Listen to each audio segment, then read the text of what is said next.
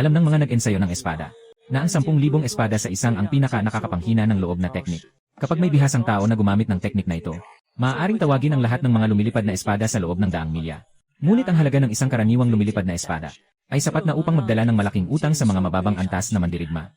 Kaya't sa tuwing lumalabas ang 10,000 espada sa isang sa mundo ng mga mandirigma, maraming mandirigma ang nagiging bankrupt. Kakatapos ko lang ubusin ang ipon ko para bumili ng isang mababang uri ng espada. Hindi pa ako nakapagmalaki ay tinawag na ako. Nakatayo lang ako doon. Espada.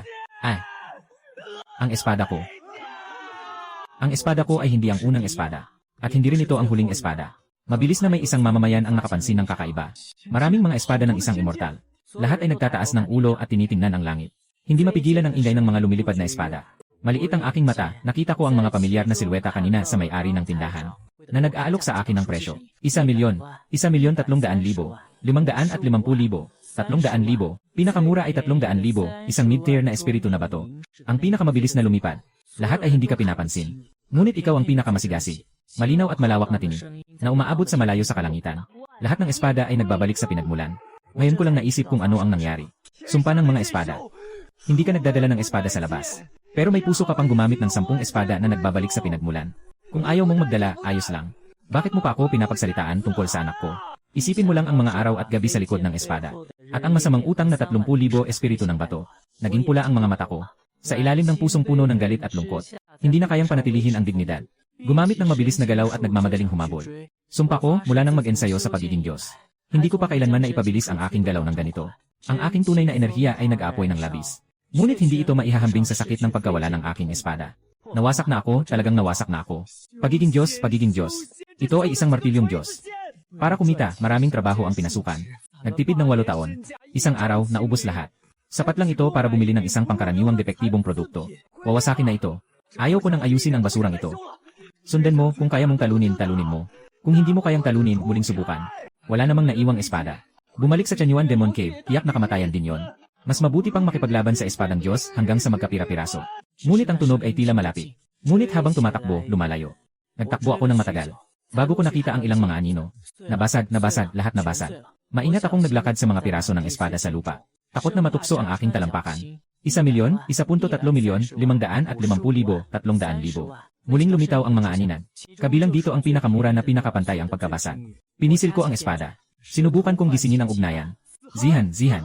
Sino ang nakakita kay Zihan ko? Sa gitna ng tunog ng mga piraso. Isang itim na mahabang espada ang dahan-dahang lumutang mula sa lupa. Sumasagot sa tawag.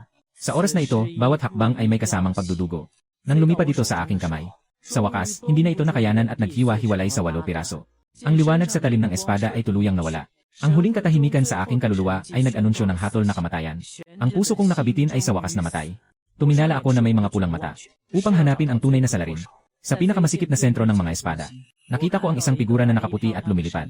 May suot na puting belo ang mukha ng kausap. Nakasara ang mga mata. Nakasandal ang 2 kamay sa likod ng ulo. Tahimik na nakahiga sa lupa. Parang naghihintay kayang buo na pahalagahan siya, si Xiaolong. Sayang, hindi ako si Zhen Zaibing. Sa ngayon, gusto ko lang ng katarungan. Sumpaing mga tagapagsanay ng espada. Mas mabuti pang mamatay. Kung hindi ka patay, ipapadala kita para mamatay ulit. Hawak ko ang isang sirang espada na nakuha ko mula sa lupa. Nang itapat ko ito sa kanyang leg, bigla siyang bumukas ng mata. Ang mga mata niya ay tila mga bituin. Nagliliparan ng mga tingin. Tumingin siya sa espada sa kanyang leg. Ikaw ay disipulo ng sekta ng mga demonyo. Umiling ako. Kung gayon, isa kang anak ng mga halimaw. Umiling ako. Kung gayon, ako ang may-ari ng tabak na ito. Kinuha mo ang tabak ko. Pinagdiinan ng tagapagsanay ng tabak ang kanyang mga labi. Ito ay isang espada. Ibabalik mo sa akin ang orihinal kong espada. Ikaw pa ang pumatay sa espada. Totoo, ang espada ko ay agad na namatay noong una. Kaya hindi ko sana nagamit ang Wen Jin Guzianje. Ibinalik mo na ang espada. Nasa iyo na ang espada. Sa tingin mo ba ay nakakatawa ka? Nararamdaman ang malamig na presyon sa leg. Sa oras na ito, ang mahina ang hininga na babae na mandirigma ay sumuko. Maaaring magbayad ako. Ano ang ibabayad mo? Alam mo ba kung gaano karaming araw at gabi ang inilalaan ko para sa talibong ito? Alam mo ba kung gaano karaming mga pagkakataon ang naisip kong sumisid sa dagat? Maaaring mas malaki ang kabayaran. May damdamin kami para sa isa't isa. Gaano kalaki ang gusto mong bayaran? 1 bilyong mataas na espiritual na bato. Nabanggit ko ito agad. Alam kong malamang ito na ang pinakamalapit na pagkakataon sa aking buhay na makamit ang tagumpay. Madalas kong basahin ang mga walang kwentang akda ng mga mahihirap na manunulat. Parang emperador na may gintong pala sa bukirin. Hindi ko dapat gawin ang pagkakamaling ito. Sama-samang bumalik ang mga espada. Tanging ang mga henyo mula sa siyam na mundo ang makakagawa nito. Tiyak na siya ay mayaman. Ang mga mata ng babae ay puno ng pagkalito. Alam mo ba kung ano ang sinasabi mo? Medyo malaki talaga ang mga numero. Nagpasya na lang ako, 1 bilyon. Hindi na pwedeng bumaba pa. Papatayin mo na ako ngayon. Parang ang ganda ng leeg ng swan. Inilalapit niya ang sarili sa basag na bakal. Nakapikit ang babaeng swordswoman. Nang walang takot na nakangiti habang haharap sa kamatayan.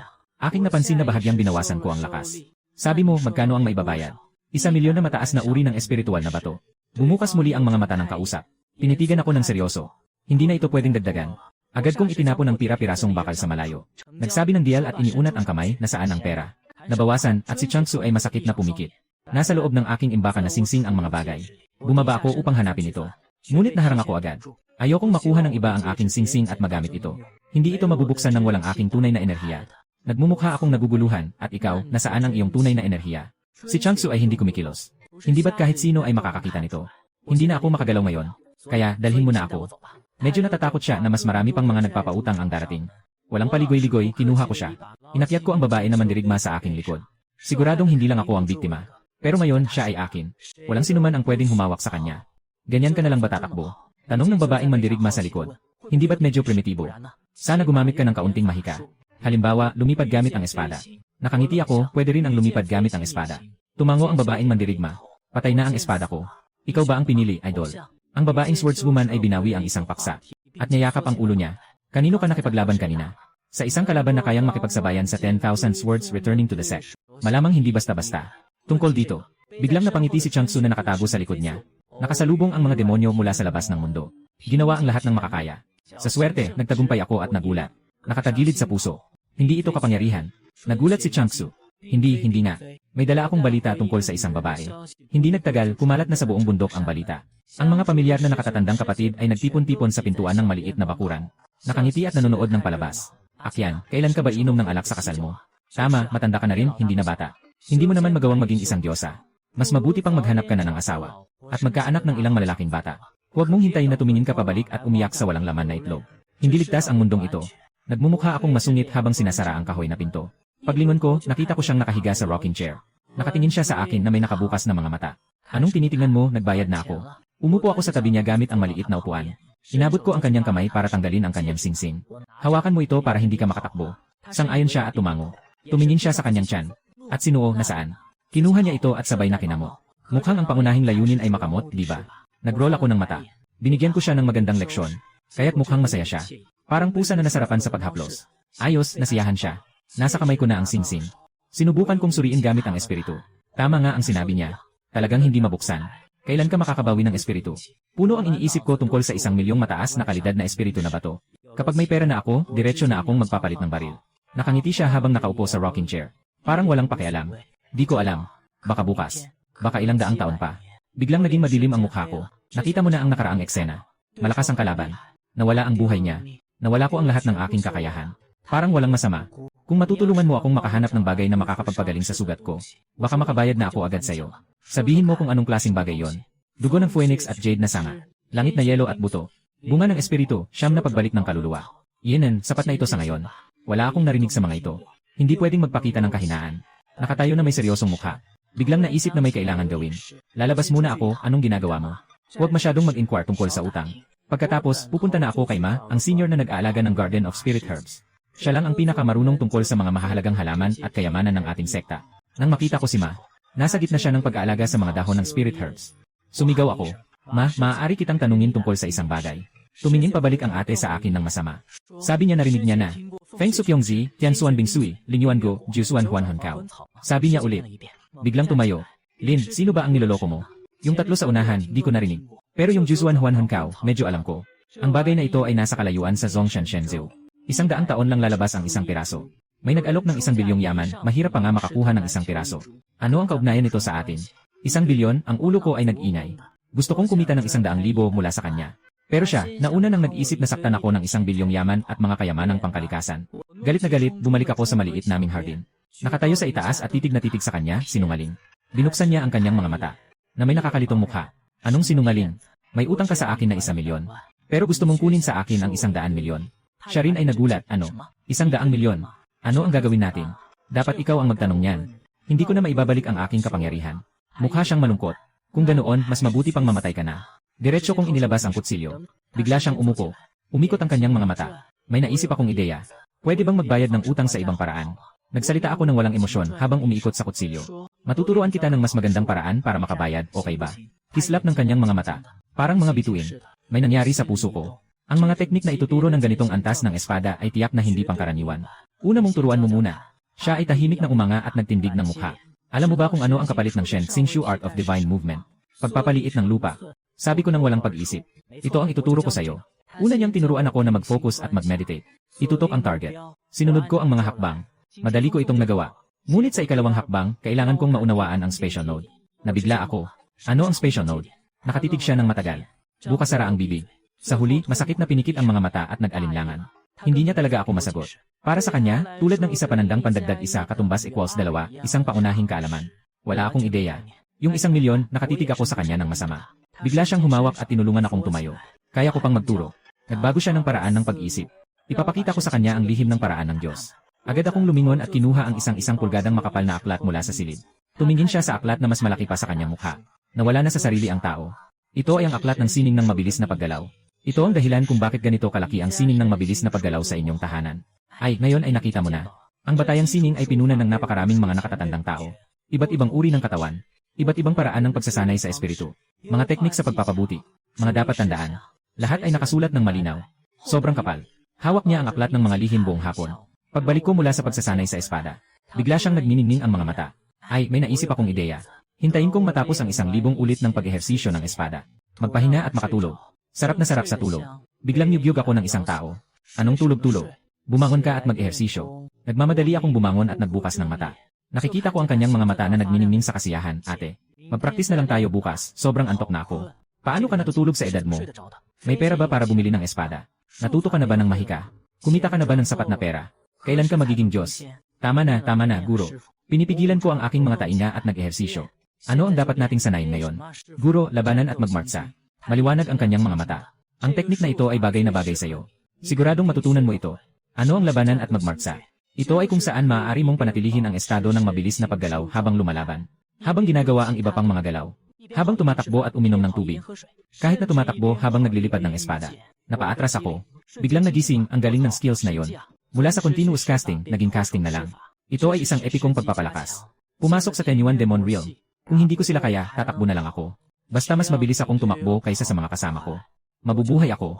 Tama, di ba? Tama. Sobrang yabang niya, pati kilay niya lumilipad na. Sige na, sagutin mo. Ilang hakbang ang kailangan sa pagcast ng Divine Movement Technique? 4 na hakbang, kabisado ko yan. Una, mag-concentrate at mag-ipon ng enerhiya. Ihanda ang daloy ng tunay na enerhiya sa buong katawan. Pagsamahin ang loob at labas. At pagkatapos ay gamitin ang lakas. Upang gawing bilis at potensyal ang hangin at lupa. Sundan ito ng pagguhit ng mga simbolo. Ang tunay na enerhiya ay nagiging isa sa espiritu ng kalikasan. Ang katawan ay nagiging banayad na hangin. Sa huli, naglaho ang Diyos. Hindi tumapak sa alikabo. Tama, ang ituturo ko sa iyo ay ang pagdagdag ng kaunting detalye sa 2 hakbang. Inutusan niya akong dalhin ang jade para iguhit ang mga simbolo. Nang makita ko ang komplikadong simbolo, na parang gulo-gulong linya sa jade, sinasabi mong maliit na detalye lang yan. Hindi ito basta-basta. Sinasabi mong simple lang din. Habang hinahawakan ko ang jade, kahit kamay ko ay nanginginig. Yung mga rule ng divine movement na karaniwang ginagamit ko ay mga simpleng guhit lang. Pero itong bagay na ito ay isang 3-dimensional na komplikadong estruktura. Mas mahirap pa ng 10 beses. Pero ito ay isang mahalagang kasanayan na maaaring makaligtas. Kailangan kong tiisin. Kinuha ko ang jade at nagsimula mag-practice. Sa oras na sumikat ang umaga, ako ay nag-practice buong magdamag. Naghugas na ako. Habang tinitignan ko siya na bagong gising sa kama. Itinaas ko ang kanyang pantalon. Maganda naman ang ipinakita mo. Ilagay mo ang bayad sa mesa. Aalis na ako para sa maagang klase. Babalik din ako agad. Huwag kang lalabas kung walang importante. Siyang nakangangalang na tumango. Lumiko ako at lumabas ng pinto. Hintayin mong magising siya. Lumapit sa harap ng bilog na mesa. Kinuha ang sulat sa ibabaw ng mesa. Ika-28 ng Hulyo, 3 taon ng Waya. Natuto ako sa kagubatan ng isang art at mahika ni Spring Snow Sword Immortal. Pakikidigma at paglalakbay. Gamit ito upang mabayaran ang utang na 900 at 70,000 na mataas na uri ng espiritu na bato. Naway magpatuloy ang Spring Snow Sword Immortal sa pagtulong. Makabayad sa lalong madaling panahon. Tanggapin ang buhay ng kalayaan. Pirma ni Lin Jen. Una siyang natuwa. Paulit-ulit na sinasabi na nagbabayad na. Isang spell kumita ng 900 at 70,000. Madali na lang ang natitirang 10,000. Mainat niyang tinupi ang sulat. Isiniksik sa kanyang sinturon. Sa susunod na sandali, na-realize niya na natutunan niya. Hindi siya naniniwala sa masama. Kinuha niya ang jade sa mesa. Inisip niya ito ng malakas. Isa-isa, sunod-sunod. Tinitignan niya ang mga simbolo sa jade. Mula sa simula, hindi pa niya natapos kahit kalahati. Hanggang sa mabilis siyang umunlad sa huli. Linear na pagtaas. Kinuha niya ang huling piraso ng jade. Sa sandaling pumasok ang kanyang isipan, bahagyang nagbukas ang labi niya. Ang buong katawan niya ay nanatili sa lugar. Ang mga simbolo sa jade ay dahan-dahang umiikot. Mga detalye mula sa lahat ng panig. At walang pagkakaiba sa ipinakita niya na simbolo. Perpekto at walang kapintasan. Mas mabilis pa siya kaysa sa akin. Isang gabi lang ang ginugol. Mabilis siyang umiling. Hindi isang gabi. Ang mga bato sa mesa ay lahat pangalawang klase. Isang piraso ay kayang sanay ng 3 hanggang 5 beses bago pumutok. At sa harap ng mesa, 1, 2, 3, 4, 5. 10 ang mga jade. Ibig bang sabihin ito, na ang batang ito ay nagpraktis ng 5 o 60 ilang beses sa isang gabi. Ang paligid ng plaza ng pagpupulong ng espiritu ay puno ng ulap at usok. Nang dumating ako, ang mga kapwa-disipulo ng sekta ay nagkalat na sa kanilang mga pwesto. Mahalaga ang oras ng umagang klase. 180 tao ang nagtipon sa Juling Plaza. Walang nagsasalita o maingay. Nakatuon lamang sa pag-ikot ng kanilang mga kasanayan at paghinga. Ang mga kasama sa paligid ay may hawak na mababang uri ng espiritual na bato. May ilan namang may hawak na katamtamang uri. May ilan pang diretsong humahawak ng mataas na uri ng espiritual na bato para sa kanilang pagsasanay. Samantalang ako ay may dalang 30,000 na barya para sa paggawa ng espada sa aking likod. Huwag nang pag-usapan ang mga dekalidad na espiritual na bato. Pati na ang mga mababang uri. Ginamit ko lang ito ng 2 beses noong ako ay nagsisimula pa lang. Pumikit ako, at inisip ang mga prinsipyo ng zong ng tamang araw. Nakatutok sa aking pagsasanay. Hanggang sa maramdaman ko ang kaunting espiritual na enerhiya. Natuluyang naging aking tunay na ki. Kakaunti lang ang naituwid ang pagkakasala kahapon sa pagbili ng espada na nagdulot ng pagkaantala sa pagsasanay. 2 oras ay mabilis na lumipas. Biglang bumaba ang espiritual na enerhiya sa paligid. Natapos na ang umagang klase. Kakaibang bumukas ang aking mga mata. Ang bigat ng 30,000 na utang at ang anino ng demonyong mula sa kalaliman ay sumalubong sa akin. At least there is still that 1 million to look forward to with the high-grade spirit stones. Pinunasan ko ang aking damit at tumayo. Masaya akong nagplano na bumalik sa maliit na bakuran para makita ang espadang diyosa. Nang tumingin ako, may humarang sa akin. Si Beishidi. Ang mukha niyang bata ay puno ng lungkot. Tinutok niya ang kanyang tingin sa akin. Kapatid na Lin, dahil nagpasya ka nang bumalik sa mundong ito. Simula bukas, huwag ka nang bumalik sa plaza para mag-aral. Ang plaza ay may limitadong espiritual na enerhiya. 2 buwan mula ngayon ay ang malaking kompetisyon ng 4 na sekta. Para sa kapakanan ng lahat, hinihiling ko na bigyan mo ng puwang, kapatid na Lin. Huwag nang guluhin ang pag-aaral ng mga kapatid. Nang matapos ang kanyang sinabi, sa malayo, narinig ang isang grupo ng pagsang-ayon. Lahat ng tingin sa paligid ay nakatuon sa akin. Bahagya kong ipinikit ang aking mga talukap. Sabi ko lang ng tahimik. Pagkatapos ay diretsong itinulak ang puting disipulo sa harap ko. Hindi na lumingon at umalis. Naiwan ang isang grupo na nagtataka sa kanilang paligid. Kakatapos lang lumabas ng plaza. May isang boses na huminto sa akin. Si Jayaner ay guro. Dinala niya ako sa tahimik na silid. Pagkaupo, umiti siya at tinanong si Jayaner. Nabili mo na ba ang espada? Naghintay ako ng matagal. Kaya't bahagyang totoo at bahagyang hindi ang aking sagot. Masyadong mahal ang magandang espada, hindi ko kayang bilhin. Nagtaka ang guro. At muling tinanong kung naalala mo pa ba noong una kang naging disipulo. Bakit mo pinili ang daan ng espada? Naalala mo na noon sinabi mo, sumakay sa espada at lumipad, upang puksain ang mga demonyo sa mundo. Dahil sa iyong pusong ito, dinala kita pabalik. Ngayon, itatanong ko ulit sa iyo. Maari bang baguhin ang layunin na ito? Tumigil ako sa pagsasalita. Bawat salita ay malinaw. Ang guro ay humahaplos sa kanyang balbas at tumawa ng mahaba. Ngunit sa susunod na sandali, ang tono ng usapan ay bumigat. Sinasabi ko sa iyo, naisip mo na ba? Maaaring wala akong masyadong talento sa bagay na ito. Hinila ko ang aking labi. Guro, hindi mo na kailangang maging masyadong mahinahon. Sige, sasabihin ko na ng diretsyo. Humagulgol ang guro. Palitan mo ang direksyon. Gaya ng mga kapatid mong guro. Matutong gumawa ng isang kasanayan. Magbigay ng kaunting kontribusyon sa sekta. At humanap din ng daan para sa sarili. Binilang niya ang mga tagumpay ng kanyang mga nakatatandang kapatid. Pinayuhan akong pumili ng 100 sa loob ng Dankiaray. Nang makita akong tahimik at walang imik, nagbigay siya ng isa pang mungkahi. Baka napansin ka ng bituin ng pulang ulap ng Hehuan Sect. Basta't pumayag ka, maaari na siyang maging kasosyo sa kanyang dual cultivation. Sa oras na yon, anuman ang mahalagang kasanayan sa paglipad gamit ang espada, wala na. Biglang pumasok sa isip ko ang isang tanong. Parang mas matanda si Xiang Xian ni Red Cloud kaysa sa mga disipulo niya ng higit sa 300 taon. Nabalisa ang master, ang babae ay 3 taon nang mas matanda, naghahawak ng gintong brick. 300 taon ang edad, nagbibigay ng pil ng ginto. Anong pakialam ng edad sa mga nag-aaral ng espiritu? Pero sigurado ka ba, master, na hindi mo lang sinasadyang sabihin na magpapanggap akong tao na panggatong? May kakayahan ka naman dyan. Slight na tiningnan ako ng master. Ikaw ang gagamitin mong panggatong. Baka pa matakot sila na bumaba ang kanilang cultivation sa Golden Core. Talagang hindi ito ang pangarap ko. Kung ganoon, sa loob ng Elixir Key na lang. Pumili ka ng isa sa mga pinuno ng Elixir Key. Nagkapunot ang noon ng mystery. Diretsong tinapon ng baril. Kung gusto mo pang ipagpatuloy ang pag-ayos ng espada, ako na ang magpapadala sa iyo sa tanggulan ng tiyanak na digmaan. Tanggulan ng tiyanak na digmaan. Buhay o kamatayan. Umangat ang labi ko sa pagkapit sa ngipin. Mainay na nagpa siya na magpasakop. Susubukan ng disipulo. Dito lang humupa ang mukha ng guro. At muling nagbalik sa kanyang maamo at mabait na anyo. Pagkatapos kong umalis, may isa pang taong lumitaw sa salamin, na nagtatawa at nagtanong sa guro. Bakit hindi mo sinabi sa akin ang plano ng mga nakatatanda na palayasin ako? Mula sa sekta, walang emosyon ang guro. Kahit na hindi siya magtagumpay, siya pa rin ang aking disipulo. Alam niya ang mga pagsisikap ko sa mga nakaraang taon. Ngunit sa mundo ng pagsasanay sa mga Diyos, tanging resulta ang tinitingnan, hindi talento. Walang mga mapagkukunan. Hindi sapat ang pagsisikap lamang upang makalakad sa daan ng espada. Ang sekta ay hindi isang tahanan ng kawanggawa. Hindi ito makapagbibigay ng kita sa sekta.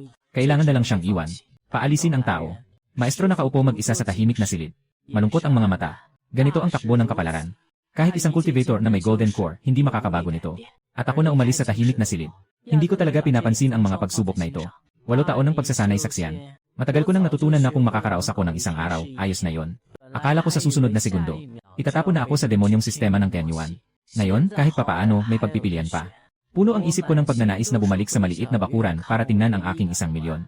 Pagpasok ko sa bakuran, nakita ko si Changsu na nakatayo sa bakuran, nakatingin sa langit na parang nawawala sa isip. Ang suot niyang puting damit ay nagbigay sa kanya ng mala-engkantadong anyo. Talagang hindi ko maintindihan ang mga tao sa sekta. Paano nila siya maituturing na mortal? Anong tinitingnan mo? Tanong ko na may ngiti. Bigla siyang lumingon. Ang mga mata niya ay parang nakabuka. Nandito ka na. Naisip ko ang isang plano. Bigla kong ibinato sa kanya ang 50 pirasong mababang uri ng espiritu na bato. Tumingin siya sa mga espiritu na bato sa kamay niya. Nang may nakikitang kasiyahan, napatak ang kamay niya sa isang palo. Mula ngayon, gusto kong unti-unting palakihin ka. Para maging ikalawang pinakamagaling na espada na engkanto sa mundo. Bigla akong nagkaroon ng sigla. Narito na. Sa wakas, dumating na ang aking chip. Nasa yugto ka ng pagbuo ng key. Ang antas ang tunay na daan. Ang paunahing layunin ay tapusin ang pundasyon. Pero masyado kang mabagal sa pagkuha ng espiritual na enerhiya. Kaya kailangan muna nating baguhin ang iyong ugat ng espiritu. Biglang nanigas ang ngiti sa aking mukha. Narinig mo na ba ang Linjen Zhao Huadan? Kung narinig mo na, ito yon. Hawak ko ang huling pag-asa, tinanong kita kung mayroon ka. Humiling siya, wala. Mayroon ka bang mga hilaw na materyales? Humiling siya ulit, wala. Mayroon ka bang pera para bumili ng mga hilaw na materyales? Nagtataka at nag-aalangan siyang umiling. Pumalakpak ako. Swerte ba? Hindi. Wala rin ako. Kung may pera ako, matagal na akong pinagawa ito sa nakatatandang kapatid. Ang pangunahing problema natin ngayon ay walang pera. Ibinalik ko ang espiritual na bato sa bulsa ko. Pinalo-palo ko ang kanyang balikat. Napaka-positibo. Nakabayad na rin ng 50 pirasong mababang uri ng espiritu na bato, sige pa. Matapos magsalita, agad na umalis. Nagmamadaling nagtatanong siya. Saan ka pupunta? Huwag masyadong mag-inquire tungkol sa utang. Pupunta ako para ayusin ang aking lumilipad na espada. Kapag nahanap ko na si Sanko, niyakap niya ang isang ukit ng ulo ng 6 na tao. Ayoko nang magpaligoy-ligoy pa. Diretsong binato ang bag. Nabuwal ang mga piraso ni Sihan sa buong mesa. Magkano ang gastos para ayusin ito? Tumingin si Shuk Sayong sa basag na flying sword. Nabigla muna siya. Pagkatapos ay maingat na pinanood ang magic treasure ng matagal. Biglang ibinaba ang mga bagay. Na may seryosong mukha na nakatingin sa akin. Saan ka kumuha ng basura? Ito ay isang flying sword. Nanggigigil akong sumagot. Dati itong basura na nagkalat. Itapon mo na, mahirap ihiwalay ang basura na ito. Patiently akong nagtanong. Kung sakali man, gusto mong ibalik ang mga kalat na ito sa pagbagsak. Posible kaya? Sa 500,000, kahit ang ikatlong nakatatandang kapatid ay hindi angat ang ulo. May demonyong espiritu sa mga pira-piraso. Kailangan ng malaking effort para matanggal. Nabali na ang buong espada at ang magic circle. Kailangan muling mag-ukit at mag-hammer. Itapon mo na, kahit bagong bili mas maganda pa yon. Walang emosyon akong nilinis ang mga pira-piraso. Lumiko ako at umalis. Kung hindi ko kayang ayusin, kailangan kong kumita muna. Lumiko ako at pumasok sa silid ng aking nakatatandang kapatid sa alchemy. Naging katulong sa pagdurog ng gamot buong araw. Sa huli, nakakuha ako ng 300 mababang antas na espiritual na bato bilang kabayaran. Sa paglubog ng araw, pagod na akong bumalik sa maliit na bahay. Palagi akong nakikipaglaban sa mga langgam sa bakuran. Biglang lumiwanag ang mata ko sa tagsibol na niebe. Sumalubong sa akin. Sa wakas, nakabalik ka na. Pagod ka na ba sa buong araw? Ang hirap mo na siguro. Magkano ang kinita mo ngayon? Pakiramdam ko parang uwi na ako mula sa trabaho. Ilusyon na tinanggap niya na sinalubong siya ng asawa niya. Huminga siya ng malalim. 300 na mababang kalidad na espiritu na bato. Ganito lang kaliit. Nabigla siya. Nakatingin siya sa ibaba. Punong-puno ng kawalan ng pag-asa ang tono niya. Wala na akong magagawa, ganito lang talaga ang kinikita ko. Bakit hindi na lang tayo tumigil sa ganito kaunti? Paano tayo titigil? Wala pa tayong balita tungkol sa utang sa susunod na buwan. May utang pa tayo. Hindi ko ba nasabi sa'yo?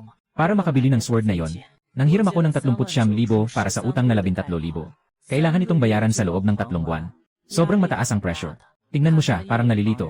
Ipinaliwanag ko ulit. Ang siyam na labas ay nangangahulugang nagpapautang ng 30,000. Pero ang aktwal na ibinibigay ay 27,000. Ang 12 pagbabalik ay nangangahulugang kailangan magbayad ng 39,000 sa loob ng 3 buwan. Ang interes lang ay 12,000. Biglang lumaki ang mga mata ni Changsu. Hindi ba't ito ay pang-hold up?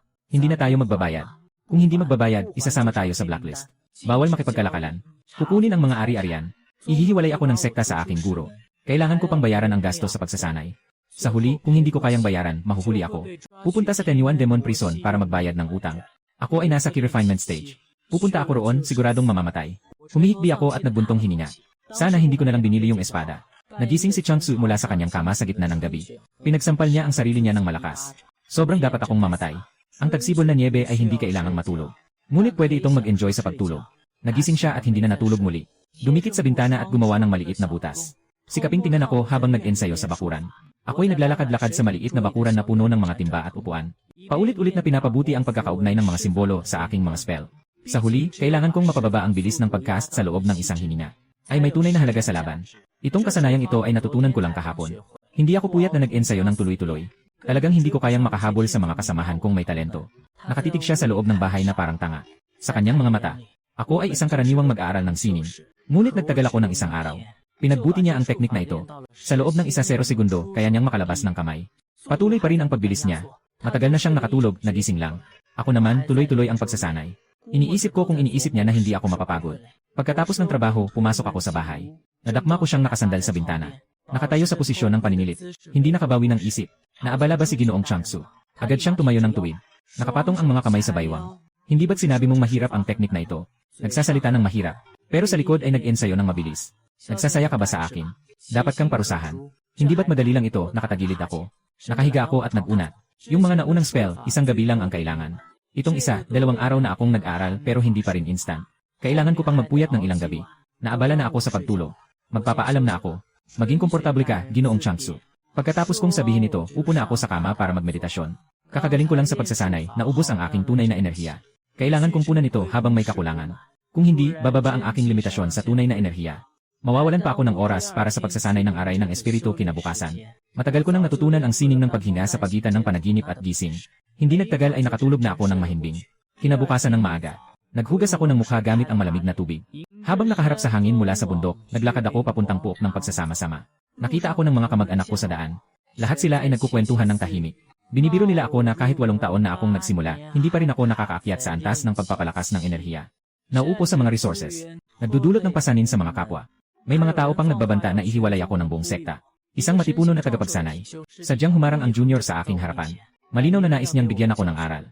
Tahimik kong pinisil ang mga daliri sa likod ko. Nagmura ako sa isip ko. Kakaumpisa pa lang niya, tinawag na niya si Lin Shixong. Hinawakan ko ang kamay ko at pinagbato siya ng isang palo. Ang malakas na tunog ay direktang nakapagpatulala sa kanya. Na-realize niya. Namumula ang mukha niya, humawak siya para akbayan ako.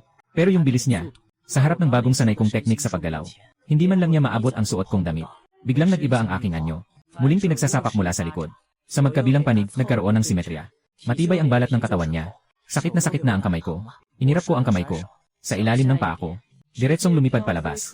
Diretso sa plaza ng pagsasama-sama ng enerhiya. Nasisiyahan sa loob. Tapos na, takbo agad, ang saya. Lahat ng mga kasamahan niya sa likod ay nagulat. Walang nakapagsabi ng kahit ano. Yung walang kwentang big boss na nag-aral ng 8 taon ng key cultivation. Biglang nagkaroon ng ganitong lakas. Si Zutsutay na binugbog ng 2 sampal. Nakangiti habang nakatakip sa mukha, galit na galit. Sumisigaw na ihiwalay ako. Si Beijing Suan sa kanto, na may nakakalitong ekspresyon ay naglabas ng 3 salita. Isang buong klase ng Shengxing technique. Walang sinuman ang naglakas loob na muling gambalain ako. Natapos ang klase. Si Beijing Suan na pinigilan ang mga tanong buong umaga.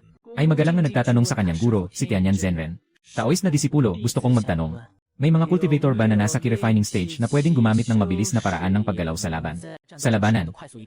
Diretsong tumango si Tianyan Zenren. Suaner, bakit habang nag-aral ka, parang bumabalik ka sa dati? Ang key refining stage ay hindi kailanman konektado sa laban. Yung mga teknik na pwedeng matutunan sa antas na ito, lahat ay walang kinalaman sa laban. Hindi na naglakas ng loob si Beijing Suan na magtanong. Nakatagilid siyang umalis. Ngunit puno ang isip niya ng mga ginawa ko kaninang umaga. Ang mga batas ng mundo ng mga Diyos na itinuro sa kanya mula pagkabata, ay ganap na nag-crack sa sandaling ito. Maliwanag na ginamit ko sa aktwal na laban. Ang sining ng paggalaw ng napakahusay. Bumalik ako sa maliit na bakuran. Kailangan ko pang tumulong sa nakatatandang kapatid na lalaki sa paggawa ng gamot at paglikha ng elixir mamaya. Naghahanda na akong kumain ng mabuti bago umalis. Hinila ako ni Changsu sa dulo ng aking damit. Saan ka naman pupunta? Nagmamadali siyang kumikindat gamit ang kanyang malalaking mata. May hitsura ng pagkasawi. Naiinip ako dito sa bahay mag-isa. Ayaw ko sanang isama siya. Hindi siya mapipigilan sa kanyang pangungulit. Sinasabi niyang tutulungan niya akong magtrabaho para mabayaran ang utang. At saka, kamakailan lang, ang senior brother ay kumuha ng malaking order. Kaya talaga namang hindi ko magagawa ang lahat mag-isa sa paggawa ng gamot. Sa huli, napilitan din akong pumayag. Huwag kang magsasalita ng basta-basta. Ako na bahala dyan. Agad siyang umiti ng malaki. May kaunti akong kaalaman sa pagpapanday ng gamot. Anong kaalaman sa pagpapanday ng gamot ang kailangan para sa pagdurog ng gamot? Nakapag-ikot ako ng mata. Dinala ko siya palabas. Dumaan kami sa plaza ng pangunahing templo. Muling nagsismis ang mga kasama. Sinabihan akong umuupo sa banyo pero hindi naman gumagamit. 8 taon na sa pagbuo ng enerhiya pero nagnanakaw pa ng mga yaman ng pagbuo ng espiritu. Kasama niyan, tinukso pa nila si Changsu na pangmasa. Galit na galit si Changsu agad-agad. Hinawakan niya ang kamao niya at sumagot ng matapang. Lahat ng sinasabi niya ay para protektahan ako. Kahit ang 4-set competition, binanggit pa niya. Nabasa ko ang pawis sa noo ko. Hinawakan ko siya at nagtungo sa isang lugar na walang tao bago ko siya pinakawalan. Magaling ang sinabi niya. Huwag ka nang magsalita sa susunod. Hindi pa siya kontento. Hawak ang kamao, sinabi niya sa akin. Kahit na hindi ka suportado ng buong sekta, naniniwala pa rin ako sa iyo. Siguradong magiging mas mahusay ka kaysa sa kanila. Lahat ng tao ay magiging magaling na tagapagsanay. Tumingin ako sa kanya, puno ng seryosong tiwala ang kanyang mga mata. Naging mainit ang puso ko. Ngunit hindi ko nakalimutang sabihin sa kanya. Kaya't salamat sa iyo. Ngunit ang utang mo sa akin na 1,000,000 espiritu ay hindi pwedeng bawasan. Nagtigilan siya. Agad siyang lumihis ng usapan at pinapabilis akong umalis. Hindi ko rin siya pinahiya. Malinaw sa isip. Alam niya kahit ang 4 na pangunahing kompetisyon. Hindi siya karaniwang tao. Naglakad sa bahaghari. Nakarating kami sa silid ng alkimya sa Qianjipi. Nang buksan ko ang pinto, si Changsu ay nakakunot ang noo at sinabi ang mga pangalan ng mga gamot sa loob. Kahit ang taon ng Kinyuye ay nalaman niyang mali. Direktang napaatras si kuya. Agad kong siya dinala sa likod ko. Nagsinungaling ako tungkol sa dati nilang tindahan ng halamang gamot. Para mapaniwala ko si kuya na matapang. Si kuya ay abala at pawis na pawis. Nang makita niya ako, direktang ibinigay niya sa akin ang kontrol sa apoy. Sabi niya, pinayuhan na siya ng master. Hayaan mong turuan niya akong magpanday ng dan. Pinilit kong ilagay ang kamay ko sa kristal na pader ng kontrol sa temperatura ng alchemy furnace. Subukan kong gamitin ang tunay na enerhiya para kontrolin ang temperatura. Pero ako, na may golden spirit root, sobrang hina ng sensitivity ko sa apoy. Hindi dahil sa mataas ang temperatura. O mababa ito. Isang operasyon lang. Ang temperatura ng pugon parang nasa roller coaster. Umaakyat at bumababa. Kapag mataas ang temperatura, ulitin. Kapag mababa ang temperatura, ulitin mo, ito na ang apoy ng lupa, 3 pagbabago. Ulitin, ang mukha ng nakatatandang kapatid ay unti-unting namumula. Sa huli, talagang namula na siya. Biglang pinutol ang apoy. Hinaharap ang aking kaluluwa. Sino ang nagpadala sa'yo? Ano ang layunin mo? Anong balak mo dito? Mukha akong inosente, nag-aabono lang ako. Pinipigilan niya ang kanyang ngipin at binuksan ang gate. Hayaan mo akong magpatuloy sa pagsasanay. Inilabas niya ang kanyang kasuotan at lumabas ng kalmado. Bago umalis, nag-iwan pa siya ng matinding pahayag. Dito ka lang mag-practice. Huwag kang tumakbo kahit saan. Pag hindi ko nakita na sumabog ang pugon kapag bumalik ako, ako muna ang magpapasabog para sa'yo. Biglang nagsara ang pinto ng malakas. Agad na lumapit si Changsu na may dala-dalang gamot at stick. Nagtatanong sa akin ang kapatid ko na puno ng sigla. Naniniwala ka ba sa akin? Naniniwala ka ba na wala na akong anuman ngayon? Maliban sa pananampalataya, wala na akong ibang paraan. Maniwala ka sa akin, direkta na tayong magsimula. Nawawalan na ako ng bait. Hindi ko na maintindihan ang kahit anong temperatura. Pinipilit mo akong magsimula ng direkta. Ikaw na may katangian ng ginto. Hindi ba normal na hindi mo maintindihan ang apoy? Makinig ka sa akin, kung ano ang sinasabi ko, iyon ang gawin mo. Nangako ako at ginawa ko. 300 na espiritual na bato lang ang kita sa isang araw ng pagdurog ng gamot. Kung makakagawa ka ng isang batch ng elixir, kailangan mong makuha ang 3,000. Si Changsu ay masigasig na naglalagay ng materyales sa pugon. Tinitigan ko siya habang naglalagay ng malalaking piraso ng gintong kristal na pulbos. Lahat ay naguguluhan. Malinaw na binago niya ang reseta ng gamot. May problema na talaga ang reseta niyo. May panindigan siya. Habang nag-imprenta ng mga sangkap. Habang sumisigaw ng mga utos sa akin. Kailan magpapababa ng temperatura? Kailan ilalabas ang materyales? Kailan matatapos ang proseso? Mabilis ang usapan parang nag-ingay ng baril. Nagmamadali akong sumunod sa kanyang mga utos. Halos hindi ko na kayang mag-isip. Kakausap ko lang tungkol sa kontrol ng temperatura. Sa susunod na segundo, tapos na ang lahat ng proseso ng paglikha ng buong batch. Habang siya ay sumisigaw, na huwag hayaang tumalon ito. Bigla kong naramdaman sa loob ng kalan, na may bagay na nagwawala. Parang may buhay ito. Sa susunod na segundo, sumabog ang kalan. Ang takip ng kalan ay tumilapon sa bubong. Tuwid sa langit. Nagsisigawan ng mga tile sa kisame pababa. Nabagsakan ako at napaatras sa lakas ng tama. Sumalpok sa pader, nabaluktot ang ulo, nagdudugo ang mata. Yung biglang pumasok na senior brother. Diretsong tinamaan ng isang kahoy sa ulo. Napatigil sa lugar. Nakita ang gulo sa alchemy room. Lahat ay nagulo na. Agad akong bumangon mula sa sulok ng pader. Gusto kong ipaliwanag sa kanya. Kapatid, pakinggan mo ako. Ayoko nang makinig sa paliwanag mo. Agad akong tumahimik at sumunod. Ang ugat sa kanyang templo ay talagang nanginginig. Talagang hindi ka magpapaliwanag, ha? Gusto kong tulungan ang kapatid. Gusto mong sumabog ang pugon. Natatakot akong masyadong marami ang materyales. Hindi kayang abutin ng kapatid na guro. Natatakot kang hindi sumabog ang pugon. Kaya gusto kong tulungan ang kapatid na guro na magluto ng isang batch. Kaya't sumabog ng malaki. Tahimik kaming nagkatitigan. Parang nagiging solid ang hangin. Habang hindi siya nakapansin, mabilis kong kinuha ang 2 piraso mula sa silid ni Chengdan. Hawak ang spring snow, mainat kaming umalis ng tahimik. Paglabas namin, isang malakas na tunog ng pagsara ng pinto ang narinig sa likod namin. Sobrang lakas nito na nayanig pati ang lupa. Ang senior brother na nakasimangot ay pumunta sa ilalim ng butas sa bubong. Tumingin siya ng matagal. Wala siyang nakita kahit ang anino ng takip ng alchemy furnace. Nasa isip pa rin ang mga puna. Patuloy pa rin siyang lumilipad. Kinuha niya ang kanyang panga. Inabot ang gulo ng nagkalat na dan furnace. Sa sandaling pumasok ang daliri sa dan room. Bigla siyang napatigil. Inilabas niya ang kanyang kamay. Nakahiga sa kanyang palad ang isang gintong pil. Dahan-dahan lang na lumalutang ang amoy ng gamot. Talagang natutunan niya. Guro, hindi ko talaga alam kung may talento ang junior brother. Lanan. Tinaas ni Master Yang ang kanyang kilay. Maliwanag na puno siya ng pagdududa sa hindi tiyak na mga salita. Natutunan niya ito. Nagmukhang malungkot ang senior brother. Pero sumabog ang kalan. Tahimik ang guro. Agad na nagdagdag ang nakatatandang kapatid. Lumipad ng malayo ang takip. Hanggang ngayon ay hindi ko pa ito natagpuan. Matagal na nag-isip ang guro bago nagtanong. Ilang piraso ang na-practice mo? Sumagot ang nakatatandang kapatid ng mabagal. Sinasabi niya na alam niya ang hangganan. Hindi siya nangahas magdagdag pa ng masyadong maraming. At isinama pa niya yung pil sa mga paninda para sa Pure Yang Sword Sect. Pinatukso ng master niya ang kanyang balikat. Pinayuhan niya na ang Pure Yang Sword Sect ay isang malaking sekta sa Longxiang Zoo. Hindi dapat silang magalit. Mas importante ang tapusin agad ang trabaho. Tungkol naman sa akin.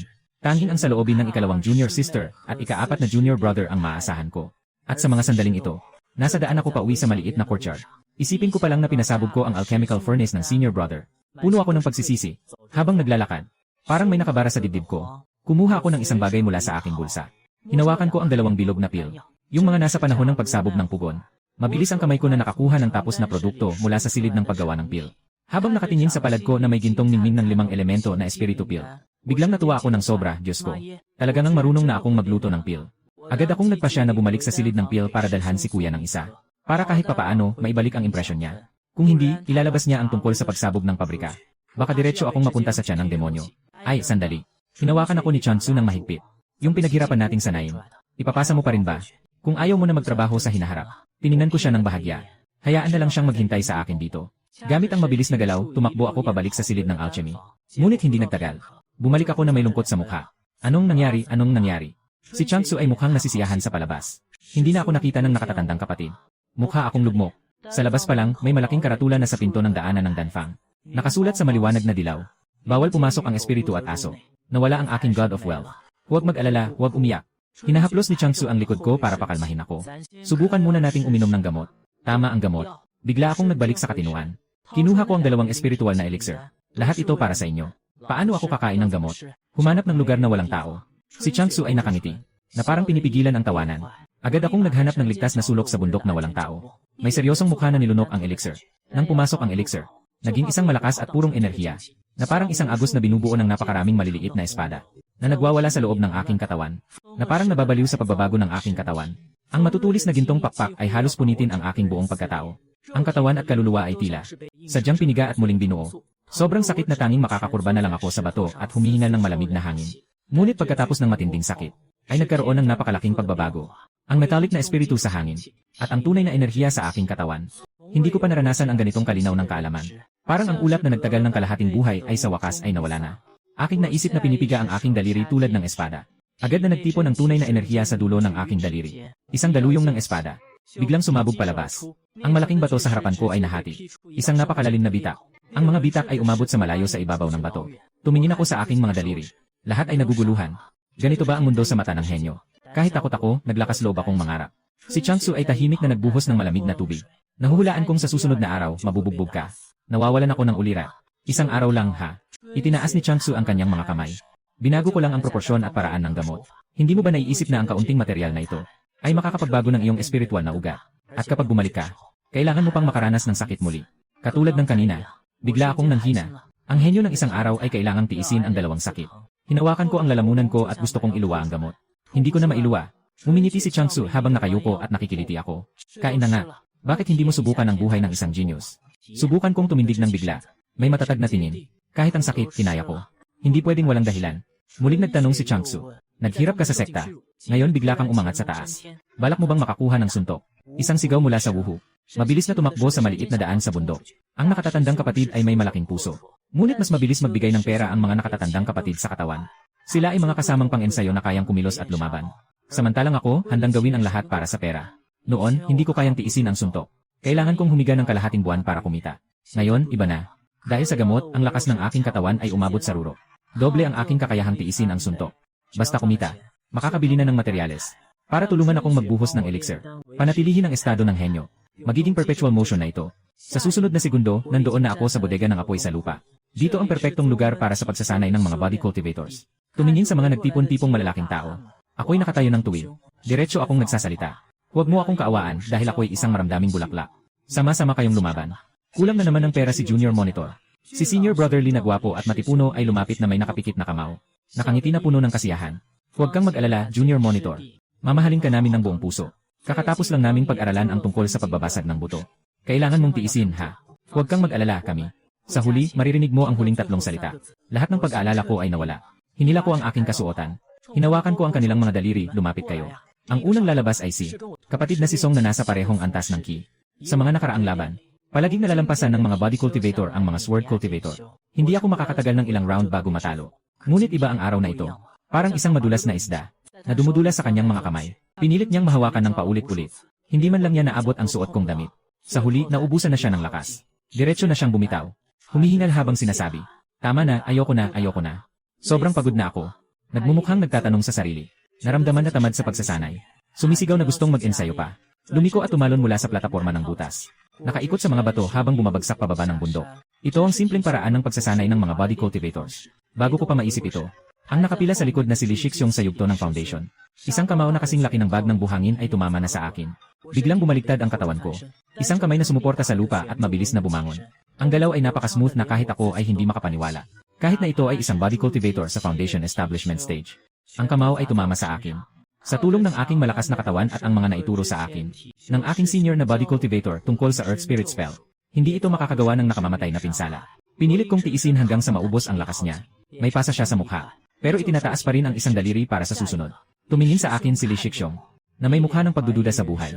Hawak ang buhok, sumisigaw sa sakit. Hindi ko na kayang talunin kahit ang junior brother. Bakit pa ako nabubuhay, sumisigaw na lang ako. Swoosh! Isa na namang nakatatandang bro ang pumunta sa bundok para mag-ehersisyo. Ngayon, hindi na ako tulad ng dati na dinadala pa. Sunod-sunod kong naipapadala ang higit sa 10 nakatatandang bro na nag-ehersisyo ng katawan. Kahit na puno ng sugat, matigas pa rin ang ulo na sumisigaw ng susunod. Hanggang sa kumilos si Chang Ano. Sa wakas ay naihulog ako sa lupa. Hawak niya ang isang mabigat na bag ng mga gamit. Ipinasalampak niya ito sa harap ko. Nang may mataas na tingin, sabi niya, "Magaling ang ipinakita mo ngayon." Lubos akong natuwa. Pagkatapos, pinauwi nila ako. Nakangiti akong nakatingin sa bag ng mga gamit. Nakangiti na puno ng kasiyahan. Ginugol ang huling patak ng lakas para magsalita. Kaya tinanong kita. Biglang kumilos ang tainga ni Chang'an. Bigla siyang sumandal sa aking tainga at sumigaw. "Ano nang sinabi mo?" Ngunit bigla akong nahulog sa kadiliman. Nawalan ng malay. Sa panaginip, puno ng amoy ng mga merienda. Sobrang nag-aalala siya. Sumisigaw siya sa tabi ng aking tainga. Kaya tinanong kita, "Bakit hindi ka magsalita? Tanungin mo ako, tanungin mo ako." At ang eksenang ito ay aksidenteng nakita ni Zuk Sutai na pumapasok sa kuweba. Tumingin siya sa akin na inaalis. Hinila ang kapatid na guro at nagtanong. Nalaman ko na ako ay narito bilang kasanayan. Biglang lumiwanag ang kanyang mga mata. Nang muli akong magkaroon ng pakiramdam, naitapon na ako pabalik sa aming bakuran. Tumingin si Changsu sa akin na itinapon. Napuno ng sugat, agad akong nakarya. Ang tawag kong pagkita ng pera ay yung pumunta kang tao at pagbibitin bilang punching bag. Dahan-dahang nagising ako. Tumingin sa malalaking mata niya na kumikislap, ngumiti at sabi, "Kumikita na nga, dati hindi ko kaya. Ngayon nakayanan ko pa ng higit sa 10, hehe. Kumikita ng sobra para lang sa 6,000 mababang uri ng espiritu na bato. Pinahirapan mo ang sarili mo hanggang sa walang magandang balat sa buong katawan." Si Changsu ay galit at walang masabi. Nakahiga lang ako ng sandali. Tinukso niya ako. "Hindi ka pa ba tatayo para mag-ensayo? Kulang na kulang ang ki sa iyong dantian. Kung hindi ka pa mag-ensayo, mawawalan ka na ng kakayahan." Kaya't naginitnit ako at tumayo. 8 taon ng pagsasanay sa ki. Ang pinakaayaw kong mawala ay ang kaunting kakayahan ko na ito. Hindi ko pwedeng panoorin na lang na nahuhulog ito. Mahigpit kong iniupo ang sarili ko. Nagsimula akong mag-chai kung at magpahinga. Pagkatapos ng isang pag-ikot ng paghinga, bigla kong binuksan ang mga mata ko. Lahat ay nagulat. Ang bilis ng aking pag-aaral ay kahit na mas mabagal pa kaysa dati ng 30%. Siyempre, nag-aral ako ng ki sa loob ng 8 taon pero hindi pa rin ako nakapagpatibay ng pundasyon. Ngayon, lalo pang lumala ang sitwasyon. "Anong nangyari?" tanong ni Changsu. Bumagal ang bilis ng aking pagsasanay. Punong-puno ng hindi makapaniwala ang aking tono. Ngunit biglang lumiwanag ang mga mata ni Changsu. May ngiti sa kanyang mukha, tila nahulaan niya. Agad akong nakarya. Dahil sa espiritual na ugat, di ba? Sabi ni Changsu sa akin na nakangiti. Hindi ibig sabihin na mas purong espiritual na ugat. Mas mabilis ang pag-unlad. Ang aking gintong espiritual na ugat ay yang Jenjin. Mapaghari at matatag. Matigas at hindi tumatanggap. Mas purong espiritual na ugat. Mas bumabagal pa ang bilis ng pag-ensayo. Pero panalo sa walang katulad sa kapantay. Kahit pa mag-level up, kaya kong patayin ng mag-isa. Pero hindi ba't ang mga may pinakamatinding isang espiritu lang ay mga henyo? Nabubuwisit na ako. Ganito ba talaga ang kabaligtaran ng 8 taon kong pag-aaral? Posible bang ang mga henyo ay hindi kasing dukha mo? Sa isang salita ni Changsu, nawasak niya ang depensa ko. Tunay na ang mga henyo ay mayroong lahat ng yaman ng sekta na ibinuhos. Sapat ang mga espiritual na bato at elixir. Ano ang masama kung mabagal ang pag-unlad? Ngunit ako, hindi ganoon. Wala akong pera o yaman. Ang talento ko ay may isang araw na trial card lamang. Ako'y naguguluhan. Biglang nagising ang isip. Malinaw na handa na si Changsu sa ekspresyong ito. Spirit Root Transformation Pill. Agad akong nakalma. Yung sinabi mo kanina na Spirit Root Transformation Pill. Hindi ito 5-element Spirit Pill, tama ba? Tama, nag-finger snap si Changsu, na may ngiti sa mukha. Ang elixir na inihanda ko ay makakapagpabilis ng iyong pagsasanay ng 0 beses. Hindi katulad ng mga walang kwentang bagay na sinanay ng iyong nakatatandang kapatid. Sobrang bilis, napapahanga ako. Nagmamadali na ang aking paghinga. 1 araw katumbas ng 10 araw.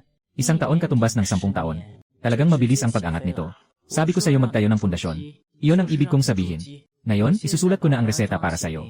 Sundin mo lang ang sinasabi ko sa paghahanda ng mga materyales. Magtakda tayo ng araw para magtayo ng pundasyon. Ang Sword Immortal ang galing. Pero tinanggap ko ang reseta. Yung bagong init ng dugo na nagsimula pang sumiklab. Muling nawala ang pag-asa.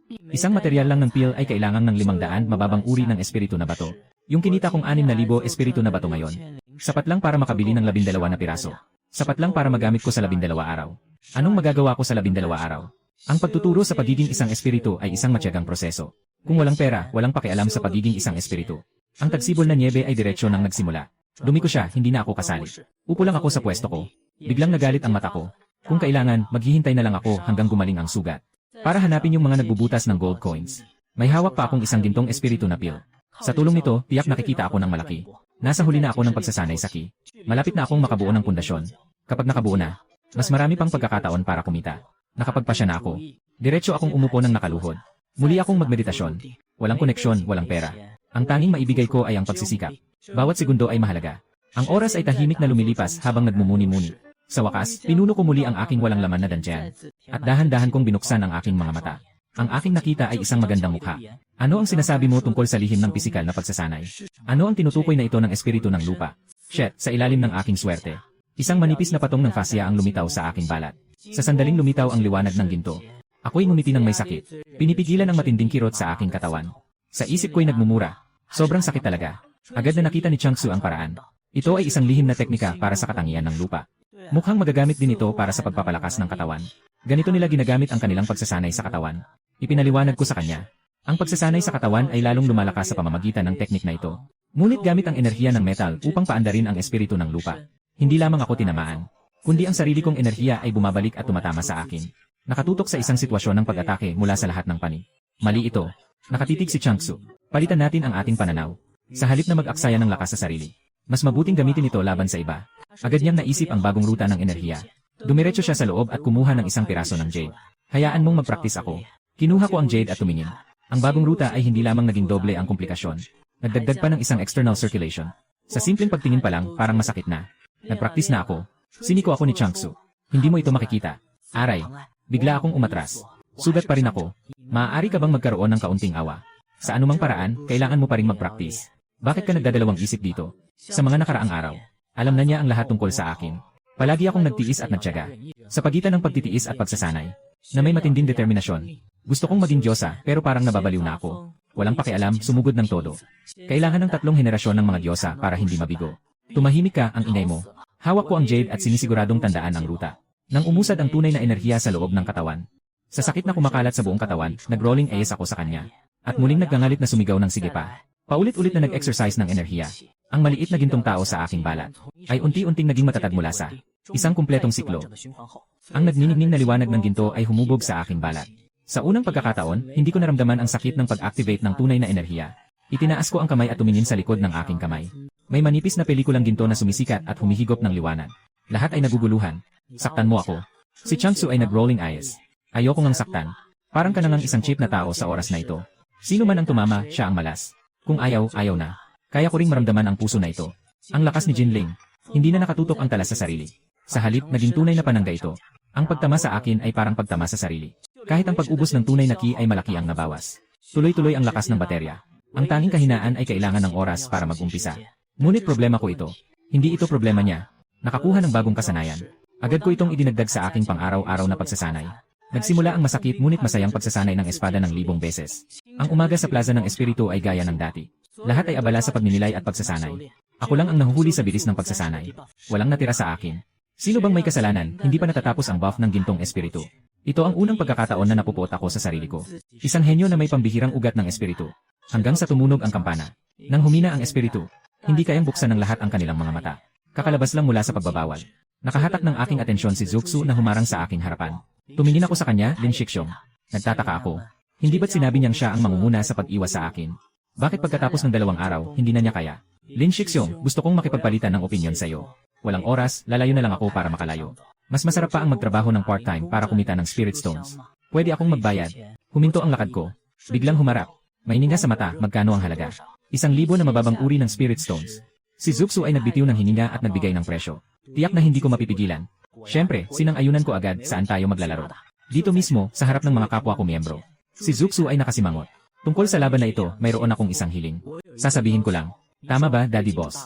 Palagi kong pinapakita ang pinakamahusay na serbisyo. Bawal tumakbo habang nag-ensayo. Noong huli, hinarang niya ako. Pero nakalusot ako gamit ang aking galaw. Ngayon, sigurado siyang makikipagbakbakan ng harapan. Ako, bilang isang swordsman sa stage ng paglinang, ay tiyak na hindi siya kakayanin ng kanyang katawan na magpatalo. Natural lang. Sang-ayon ako ng buong puso. Kung matalo ka, kailangan mong pumayag sa isang kahilingan ko. Tinaasan ko ang kilay, ito ay ibang presyo. Kahit na matalo ka, kailangan mo ring pumayag sa isang kahilingan ko, walang problema. Mas mabilis pang pumayag si Zuxu kaysa sa akin. Dahil naabot na ang kasunduan. Magsasanay tayo sa harap ng mga kapwa natin. Kung matalo ka, kapatid Lin, huwag ka nang bumalik sa plaza ng pagpupulong. Huwag ka nang bumalik. Nang sinabi ito ni Zuxu, naisip niya na siya ay isang bayani na nag-aalis ng panganib para sa bayan. Na ang buong katawan ay nagniningning. Sige, tumango ako. Kung matalo ka, ang hinihiling ko ay, mangyaring si Junior Zhu ay dapat mag-ehersisyo sa gate ng bundok, na may kasamang pagtalo ng palaka habang sumisigaw. Talagang makapangyarihan ang kapatid na lalaki sa gubat. Ako pala ang tanga. Agad na nagliyab ang mga mata ni Zuxu. Sobrang masama naman ang ideyang ito. Ngunit ang pagnanais na magpakaepal ay nanaig sa pag-ina. Siya ay nagangalit at sumigaw. Huwag kang umalis, nangako na ako sa'yo. Nakangiti akong lumakad papasok sa gitna. Bumuwal ako ng walang pakialam. Pati na, nakapagsalita pa ako ng ha. Sige na, tamang-tama. Kakapractice ko lang ng Golden Spirit kagabi. Naiinis ako dahil wala akong matesting. Nakita ni Zuxu na hindi ako tumatakbo. Halos napatawa. Bigla akong sumipa sa ilalim. Isang kamao na may sumasabog na enerhiya ay tumama sa aking dibdib. Sa sandaling dumapo ang hangin ng kamao. May pumasok na isip ko. Ang gintong daloy ng espada ay biglang nagtipon. Kasabay nito, itinuturo ko ang isang daliri. Sa paningin ng iba, parang tinanggap ko ang isang suntok mula sa kanya gamit ang aking dibdib. At agad akong tumuro pabalik. Ngunit tanging si Zuxu Tai lamang ang nakakaalam kung ano ang nangyari. Ang kanyang suntok ay parang tumama sa isang bakal na puno ng mga tinik. Ang puwersa ng pagbalik ay agad na bumalot sa buong katawan. Kasunod nito ay ang pagbuo ng natatanging espiritual na ugat. Ang liwanag ng espada ay direktang itinapon siya palabas. Parang isang sirang bag na tumama ng malakas sa lupa. Isang pulang dugo ang sumabog mula sa kanyang bibig. Tahimik ang buong lugar. Lahat ay nakatulala. Walang nakaisip na ang laban na ito ay natapos sa isang galaw lamang. At si Zuxu Tai pa ang na-knockout. Si Zuxu Tai ay nakahiga sa lupa. Puno ng takot. Sa wakas ay nag-react siya. Ang dati kong hitsura na parang walang silbi ay pawang palabas lamang. May dala akong storage bag na may 1,000 na mababang uri ng espiritual na bato. Lumapit ako sa kanya at ngumiti. Salamat sa iyong suporta. Huwag kalimutan ang ating kasunduan, ha? Mula ngayon, may isang palaka na nakatayo sa pinto ng bundok ng Zhenyan Sect. Isang palaka na sumisigaw ng nakahiya na slogan habang tumatalon sa isang banda. Nakuha ko ang pera at agad akong tumakbo para hanapin si Second Sister Mai Yihong. Nais kong itanong ang tungkol sa mga materyales sa reseta. Kung pwede bang makakuha ng diskwento para sa mga internal na empleyado. Huwag kayong tawaging Second Sister, Senior Sister. Biglang may isang ulo na tumalon mula sa mataas na damo. Malakas ang sigaw na may matalim na boses. Hindi mo ba nakikita na abala ako? Nasaan ka nitong mga nakaraang araw? Ngayon lang ba dumating? Masaya akong lumapit sa kanya. Una, umakyat kami sa mga hagdang-hagdang palayan kasama si Changsu. Tumulong sa kapatid na babae sa pag-aalaga ng mga espiritual na taniman. Tumingin si Changsu sa mga hagdang-hagdang palayan sa paligid. Nabigla siya at napasigaw. Ang dami ah. Lahat ng kinakain ng sekta ay nandito na. Pumayag ako sa pamamagitan ng kamay. Habang nagdadagdag ng tubig at pataba sa espiritual na bukirin. Tinitingnan ang mga peste. Habang ipinaliwanag ko sa kanya na ang buong bukirin ay siya lamang ang nag-aalaga. Dati, maliit ang loob niya. Mababa ang boses. Palaging inaapi. Kaya't nagpasya na lang na siya na ang humawak ng lahat. Walang umaapi sa kanya. At makakakuha pa ng tulong mula sa sekta. Biglang lumiwanag ang mga mata ni Changsu. Nagtanong na puno ng chismis. Kaya ikaw at ang iyong nakatatandang kapatid ay talagang. Tinitigan niya ako ng may kumpiyansa. Ako ang kanyang kontratistang tagalabas. Biglang nawala ang init ni Changsu. Walang inik sa mukha. Hanggang sumikat ang araw. Malapit nang maubos ang aking enerhiya. Biglang bumalot ang pamilyar na pakiramdam ng pagkahiwa. Nararating na ang bisa ng Elixir Spirit. Ang pinakamataas na uri ng espiritu ay humiwalay mula sa aking katawan. Ang aking pisikal na kalagayan ay muling pinilit na baguhin. Ako na may sugat ay nakaramdam ng matinding sakit na nagdulot ng pangangalay. Nakahiga ako sa lupa na parang nilutong hipon. Matibay na nakagat ang aking mga ngipin at hindi umimik. Si Changsu ay nakatayo sa tabi. Ang kanyang mga mata ay puno ng awa. Ngunit wala siyang magawa. Tumingin siya sa akin sa ganitong estado. Bigla siyang nakaintindi. Ang mga monghe mula sa Siyam na Dako ay hindi kailanman mga primitibong mabangis na nilalang. Sila ay parang mga damo, matalino at matatag. Nagsusumikap na mag-ugat at lumago sa lupain na ito. Gusto niya ang ganitong primitibong sigla ng buhay. Hintayin kong makabawi. Kailangan kong tapusin ang natitirang espiritual na bukirin. Hindi ko alam kung kailan dumaan ang aking nakatatandang kapatid. Binigay niya sa akin ang isang storage bag. Ito ang subsidyo para sa espiritual na bukirin ngayong buwan. 5,000 espiritual na bato ang ibinigay niya sa akin. Nagulat ako. Bakit lahat ay ibinigay niya sa akin? Dati hindi ba't hati tayo? Sabi ko, ibibigay ko sa'yo, ibinigay ko na. Bakit ang daming sinasabi? Gusto mo ba ng pagmamahal? Kung ayaw mo, ibigay ko na lang sa aso. Ibigay mo sakin, ibigay mo sakin. Agad kong itinago ang bag. Nagdadalawang isip akong magsalita. Tita, gusto ko lang sanang itanong kung pwede bang makabili ng mga materyales para sa pill dito sa inyo. Napalingon ang tita. Yung maliit na matalino, lumalakas ang loob. Sinasabi kung ano ang kailangan, gaano karami. Sinabi ko na ang dami ng mga sangkap ayon sa reseta. Pero para sa maliit na negosyo na ito, hindi ito pinapansin ng tita. Biglang nagalit siya. Agad kong ginamit ang aking natatanging hakbang laban sa nakatatandang kapatid. Tumingala ako. May mga bituin sa aking mga mata habang tinatawag ko ang nakatatandang kapatid. Agad na nawala ang kanyang galit. Walang magawa, tinapik niya ang aking noo. Ibinigay sa akin ang isang makapal na aklat. Sige na, sino bang may sabi na maganda ka? Hawak ang sarili mong binhi. Naghanda ako ng lupa para sa'yo. Bumalik ka muna at pag-aralan kung paano magtanim. Tumingin ako sa ibaba. Nakasulat sa pabalat. Kompletong gabay sa pagtatanim at pag-aalaga ng mga halaman. Bumalik sa maliit na bakuran. Nag-aral ako sa ilalim ng ilaw ng lampara sa gabi. Mabilis kong naunawaan ang proseso ng pagtatanim ng 3 uri ng halamang gamot. Ang tanging problema ay ang ani ng espiritual na halaman. Nakasalalay ito sa detalyadong kontrol ng tunay na enerhiya ng nagtatanim. Tumingin ako kay Changsu. Ipinasa ko ang nakasulat na papel ng utang. Tungkol sa detalyadong kontrol ng tunay na enerhiya. May ideya ka ba? Maganda ang gamit ng iyong gintong espiritu. Ito ang iyong gantimpala. Biglang lumiwanag ang mata ni Changsu. Kinuha niya agad ang papel. Nakasaad dito na pwedeng gamitin ang jinling na katawan bilang pantubos. Sa utang na 9,000 na mataas na uri ng espiritu na bato. Biglang natuwa siya ng husto. Naisip na niya agad kung paano ko mababayaran. Ang 100 paraan para humingi ng tawad habang nakaluhod pagkatapos mabayaran ang utang. May ideya na. Nabalik siya sa katinuan. Agad siyang bumangon at sinabi, mayroon akong isang paraan na espesyal na nag-ensayo ng tunay na enerhiya. Tinatawag itong munting agos ng pagninilay. Maaari mong subukan ito kapag may oras ka. Mula noon, ang mga araw ko ay naging labis na makabuluhan. Umaga, nag-iingat sa plaza ng pagsasama-sama.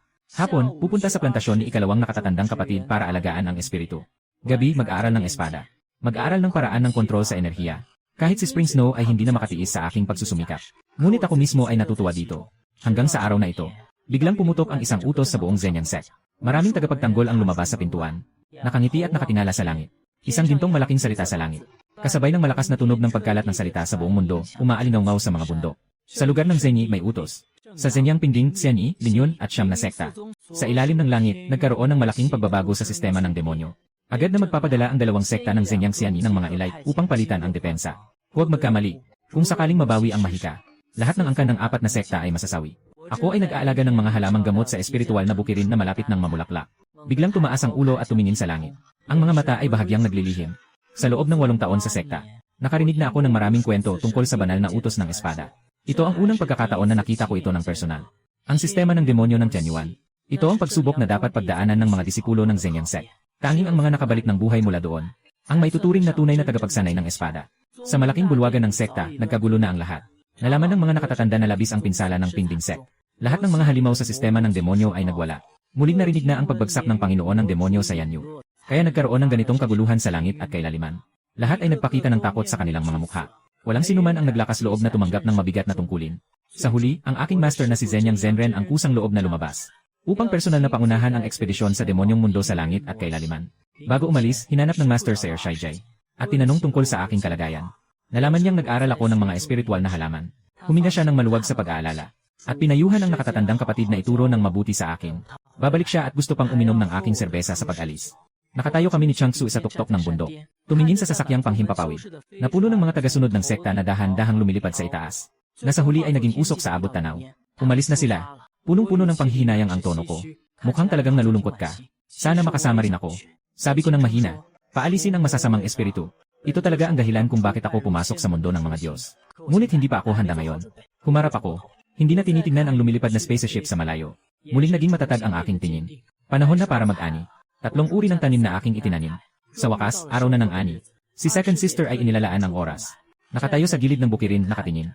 Buksan mo ako sa pagsusulit. Sige, tanungin kita. Ilan ang mga pangunahing paraan ng pag-ani ng espiritual na halaman? 4, sagot ko agad. Espiritual na jade, kahoy, bakal. Nakangiti ang nakatatandang kapatid at tumango.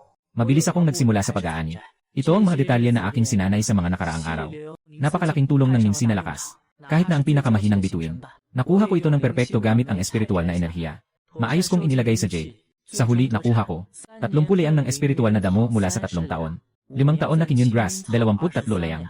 Sariwang 20 taong gulang na Stardust Petals, 15 layang. Isang batong espiritu, hindi ko ginastos. Nakuha ko pa ang mas marami pang gamot na materyales kaysa sa buong yaman.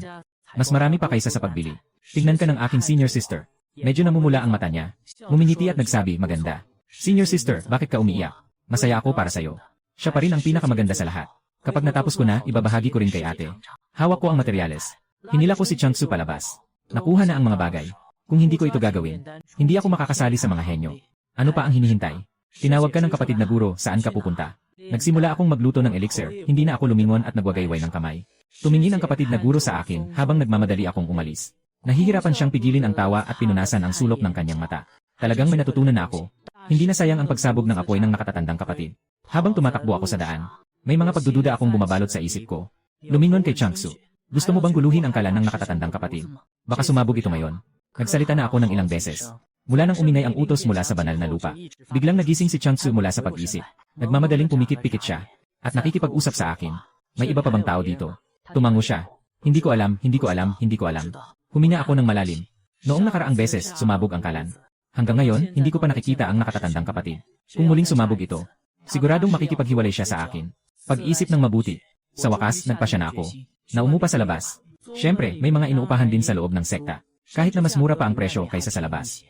Ngunit kapag umuupa ng alchemical furnace sa loob ng sekta, kailangang magrehistro ng lahat. Walang pribadong aspeto.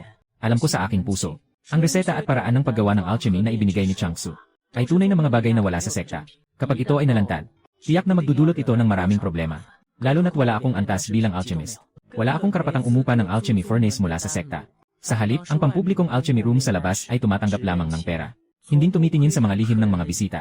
Sakto lang para sa akin. Dinala ko si Changsu diretso sa simula. Sa pamilihan ng mga monghe na bumibili ng mga espada. Dito, ang sukat ay kasing laki ng isang bayan ng mga mortal.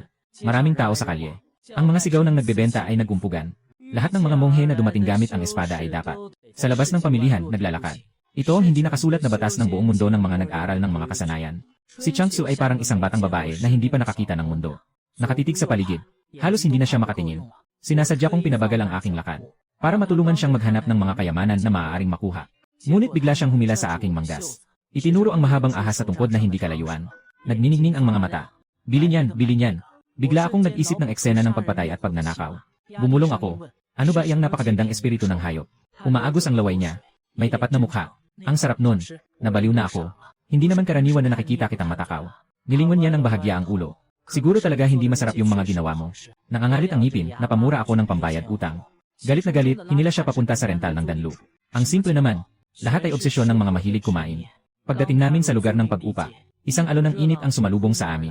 Ang mga furnace dito ay nahahati sa 3 antas, tao, lupa, at langit. Na tumutugma sa 3 modelo, malaki, katamtaman, at maliit. Kakadating lang namin. At nakatagpo kami ng isang gitnang edad na alchemist na. Napagod sa mga salita ng kanyang katulong. Hinampas niya ang sarili niyang mukha at dinala ng kanyang disipulo. Humihingal si Changsu. Matigas ang loob na humarap. Itinuturo ang gitnang Danlu. Gusto ko ito. Nang maliit na kawal ay nakangiti. Pakisabi ng detalyado ang iyong pangangailangan. Gusto ko ito. Ano ito?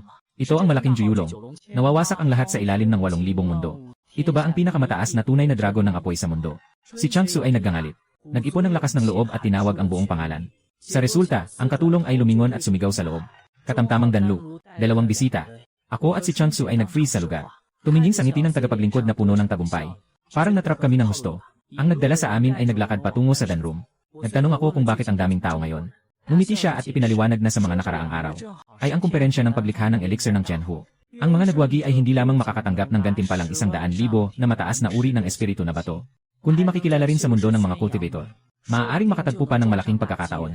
Nang marinig ang 100,000 mataas na uri ng espiritu na bato, agad na namula ang mga mata namin ni Changsu. Sabay-sabay kaming nagtanong kung magkano. 100,000 mataas na uri ng espiritu na bato. Muling ngumiti ang tagapagturo at inulit ito. Nagtinginan kami ni Changsu.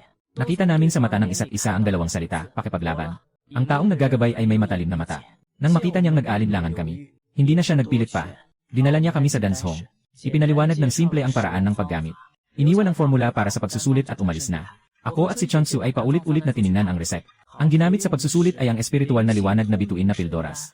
Ito ay isang antas 3 pildoras. Maaari nitong bahagyang pataasin ang bilis ng pag-isip ng umiinom. Kung sasabihin mong kapaki-pakinabang, kapaki-pakinabang. Kung sasabihin mong walang silbi, walang silbi. Ngunit ang mga sangkap ay bihira. Hindi madaling magluto ng pildoras. Perfect para sa pagsusulit ng malaking pagtitipon. Nakita ko na ang reseta ng pil. Tumalikod siya at tinanong si Changsu. May tiwala ka ba? Tumingin si Changsu sa huling marka sa reseta tungkol sa gastos ng mga materyales. Maingat na nagmungkahi. Basta 600 na mababang klase ng espiritu na bato. Subukan na lang natin. Agad akong nangusap ng ulo. Ang espiritual na liwanag na biyaya ay isang antas ng gamot. Hindi ko nga may tuturing na isang antas ng alchemist. Ang tanging karanasan ko sa paglikha ng gamot ay noong nakaraang pagkakataon. Na nagudyok siya sa akin. Na nagmamadaling gumawa ng ilan. Na mga antas ng 5 elemento na espiritual na gamot. Kahit ang aking abalang nakatatandang kapatid ay nag-aral ng gamot sa loob ng 7 taon. Isa lamang akong ikalawang antas na alchemist. Ang ikatlong antas para sa akin ay tila isang katang-isip. Ngunit si Changsu ay tila seryoso. Kung para lamang sa paggawa ng mga espiritual na gamot na kailangan natin. Sundin mo lang ang aking utos. Ngunit iba ang ikatlong antas ng mga gamot. Kailangan ng alchemist na may kaalaman sa gamot. Tanging may tunay na matalas na kontrol. Hindi na sayang ang pagsasanay mo sa maliliit na daloy ng enerhiya. May pagkakataon tayong makipagsapalaran para sa 100,000 na espiritual na bato. Huminto siya sandali. At nagdagdag. Ang kapalit ay sa proseso ng pagsubok. Ang ating sariling ugat ng espiritu. Maaaring magkaroon ng pagkasira sa produksyon ng elixir. Hindi ko naisip. Diretso akong nagsalita, mag-aaral ako. Kahit na walang gantimpala sa komperensyang ito. Kailangan ko pa ring mag-aral. Ngumiti si Changsu. Puno ng paghanga ang kanyang mga mata. Magandang simulan na ito. Hayaan mong makita ko ang mga nagdaang panahon. Paano mo talaga naintindihan ang lakas ng pinong agos ng tubig? Bago pa man magsimula ang pagtuturo. Bihirang maging seryoso ang ekspresyon ni Spring Snow. Ipinaliwanag niya ng malinaw, salita bawat salita. Ang pangunahing pagkakaiba sa kalidad ng pil. Para sa isang uri ng pil, tanging kontrol sa init ang mahalaga. Para sa ikalawang uri ng pil, ang mahalaga ay tumpak na pagtutugma ng sangkap. Kailangan gamitin ang tunay na enerhiya sa loob ng pugon habang ginagawa. Kontrolin ang tamang dami ng material na elixir. Walang puwang para sa pagkakamali. Ako na ang bahala sa temperatura ng pugon. Ang natitira ay nakasalalay sa iyo. Walang problema, ako'y magpapaubaya at magtutuon. Nakahanda na ako sa lahat. Ipasok ang material sa pugon. Ang utos ni Changsu ay maayos at mabilis na umabot. Sumusunod ako sa kanyang gabay. Gamit ang matalim na parang kutsilyong enerhiya. Dahan-dahan tinatanggal ang sobra sa mahahalagang bahagi ng gamot. Laging tatandaan ang pakiramdam ng tumpak na pagtimbang gamit ang enerhiya. Unang beses na naputol ang temperatura ng pugon. Nasunog ang gamot. Pangalawang beses, sabay-sabay na ginagawa. Direktang nasira ang esensya ng mga bituin. Ikatlo, ikaapat. Paulit-ulit na pagkatalo. Ngunit ako'y lalong kalmado. Ang aking mga mata ay lalong nagniningning. Alam ko nang mabuti. Sa bawat pag-aksaya ng material. Ibig sabihin ay kulang ng isang espiritual na ugat na elixir. Nawawalan ng 15 araw na oras ng pagsasanay. Malaking pagbabago sa demonyong hangin ng Tianyuan. Inilabas ng banal na emperador ang utos ng espada. Nag-aalala ang lahat sa sekta. Hindi ako naguluhan sa ilalim ng pressure na ito. Sa halip, lalo akong naging matatag sa pagkontrol ng tunay na enerhiya. Ikalimang pagsasagawa. Biglang umiti si Changsu habang nakatayo sa obserbasyon. Isang malinis na amoy ng gamot ang agad na kumalat. Tumingin ako sa maliit na butil ng espiritu sa kalan na kasing laki ng kuko ng daliri. Na kumikislap ng banayad na asul na liwanag. Ang puso ko ay mabilis na tumitibo. 1, 2, 3. Nang maubos na ang lahat ng materyales, nakagawa ako ng kabuang 31 na espiritual na pil. Nagsimula akong mabigo ng 6 na beses. Sa huli, kaya kong kontrolin ang temperatura ng pugon ng maayos. Hindi ko na kailangan ng kahit kaunting gabay mula sa kanya. Nang hihina ako, nakatumba ako sa lupa. Tumingin sa mga nakahanay na mga sisidla ng jade. Murmur ko na lahat ng ito ay ako ang gumawa. Binabati ako ni Changsu na nakatayo sa tabi. Punong-puno ng taos pusong pagbati ang kanyang tono. Tuminala ako at tinanong siya. Maaari bang ituring na ako'y isang ikalawang antas na alchemist? Hindi pa sapat ang bilang ng mga formula na aking natutunan. Ngunit walang duda, may kakayahan ka na. Ang nakatatandang kapatid ay umabot mula sa pagiging alagad hanggang sa ikalawang antas na alchemist sa loob ng 7 taon. Samantalang ako, mula sa wala akong kaalaman hanggang magkaroon ng kakayahan bilang ikalawang antas na alchemist. Ginamit lang ng 38 beses sa paglikha. Tumingin sa akin si Changsu. Sabay na nagsabi, ang espiritual na ugat ay hindi kailanman sukatan ng kakayahan ng isang alchemist sa gubat. Ikaw ay isang likas na henyo sa alchemy. Tumawa ako ng malakas at pinunasan ang aking mga kamay. Nagniningning ang mga mata. Ngunit mas gusto ko ang espada. Ngayon, posible na tayong makagawa ng isang uri ng espiritual na elixir na may 3 antas. Tumaas ang kilay ni Changsu at mumiti. Bakit hindi subukan? Nang umalis kami sa silid ng alchemy, naging madilim na sa labas. Maaga pa lang ay umalis na mula sa sekta. Hindi ko akalain na matapos ang paglikha ng elixir ay ganito na katagal ang lumipas. Kung hindi ako babalik agad, hindi lang ako mahuhuli sa umagang klase bukas. Maging ang pagsasanay sa espada ngayong araw ay maaantala. Nagmamadali akong bumalik. Una, pumunta ako sa tanggapan upang bumili ng isang kopya. Mga materyales ng Spiritually Clear Divine Pill. Nahihirapan sa pag-fill out ng mga kailangang dokumento. Maglagay ng totoong impormasyon. Natakot akong baka mabuksan nila ang kahon at hindi maglagay. Kung sakaling manalo talaga, ang 100,000 na mataas na kalidad na spirit stones ay mawawala lang. Matagal na akong nag-isip. Tumingin ako sa tabi at nakita si Changsu na masaya. Nagsulat ng isang peking pangalan sa rehistro. Masamang stepmother ni Zenyang, 18 taong gulang. Talagang nanalo. Hayaan mong kunin ito ng ginoong espada. Akala ko'y isang walang kapahamakan. Karaniwang disipulo na walang alam. Nakatanggap ng dan at lumabas mula sa rehistro. Biglang nagbago ang tingin ni Changsu. Hinila niya ang aking kamay at pumasok tayo sa gitna ng tao sa pamilihan. Nang matanggal namin ang mga tao sa likuran, doon ko lang nakita ang isang matandang nasa yugto ng Jindan na may kasamang disipulo. Dahil nawala kami sa kanila. Ang kanyang mukha ay nagngangalit. Nang maglaon, nalaman ko na ang matandang ito ay naghahanap ng makakapagpaalis ng alchemical na gamot para sa kanyang prinsesa. Nakatuon sa mga alchemist na bumibili ng isang piraso ng material para makagawa ng elixir. Saktong napansin ako niya. Ngunit agad akong nahuli ni Changsu na parang nawala na ako. Hinila ako ni Changsu palabas ng pamilihan. Habang humihinal ako, nagreklamo. Talagang mahilig sa pamimili ang mga babae. Itong buong daan, binili niya ng walang pakundangan. Puno ng isang buong bag ng mga gamit. Halos naipon ko pa nga ang mga ito. Pero halos naubos na rin ang mga espiritu na naipon ko. Humarap ako sa pawis ko. Humukod at yumuko, halika na. Si Changsu na walang kasanayan ay hindi makakasabay sa akin na nagbubukas ng divine movement technique. Nakuha ko na ang pill. Hindi na ako makapaghintay. Babalik na ako para maranasan ang 1-0 last na bilis ng pag-aaral. Bumalik sa maliit na bahay. Agad kong ininom ang Spirit Root Creation Pill. Hindi tulad ng nakaraang 5-element Spirit Pill. Yung sakit na parang pumutol sa kaluluwa. Ngayon, nararamdaman ko lang na may nararamdaman akong anuman. Ang mga bagay ay dahan-dahang umiikot sa loob ng katawan. Bawat isa sa buong katawan. Mga butas ng balat ay nagsisilbing maluwag at malaya. Humihinga ng malaya sa espiritu ng kalikasan. Sa sandaling matapos ang pagbabago, ang espiritu ng kalikasan sa paligid ay parang mga insekto na nakakita ng liwanag. Dumadaloy ng dahan-dahan papunta sa aking katawan. Kahit hindi ako nagsasanay ng aktibo. Ang espiritu ay kusang pumapasok sa katawan. Dahan-dahang nagiging tunay na enerhiya ko. At kapag ginamit ko ang aking mga pamamaraan upang huminga, biglang ang buong katawan ko ay nagiging sentro ng bagyo.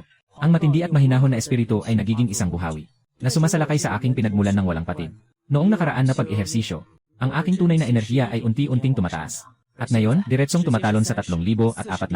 Natapos ko ang isang buong malaking linggong pagninilay. Excited akong binuksan ang aking mga mata.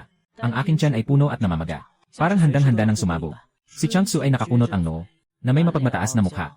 Sabi ng aking sarili, ibibigay ko sa iyo ang isang pagkakataon sa kapalaran. Ito ay isang kapalaran lamang. Ano ang halaga ng 10 beses? Sayang lang, kulang ang espiritu ng mundong ito. Kung hindi, maaaring ngayong gabi ay makaka-breakthrough ka na sa pagtatayo ng pundasyon. Ako rin ay medyo nakikiramdam. Di na nakapagtataka kung bakit lahat ay nagsusumigaw na makuha ang sagradong lugar. 4 na pangunahing elemento sa pagtuklas ng immortality. Kayamanan, kasintahan, batas, lupa. Ang yaman ay palaging nasa unang pwesto. Sa kasalukuyan, hindi mo maipilit ang mga biyayang ito. Maaari lamang akong huminga ng malalim at mag-focus.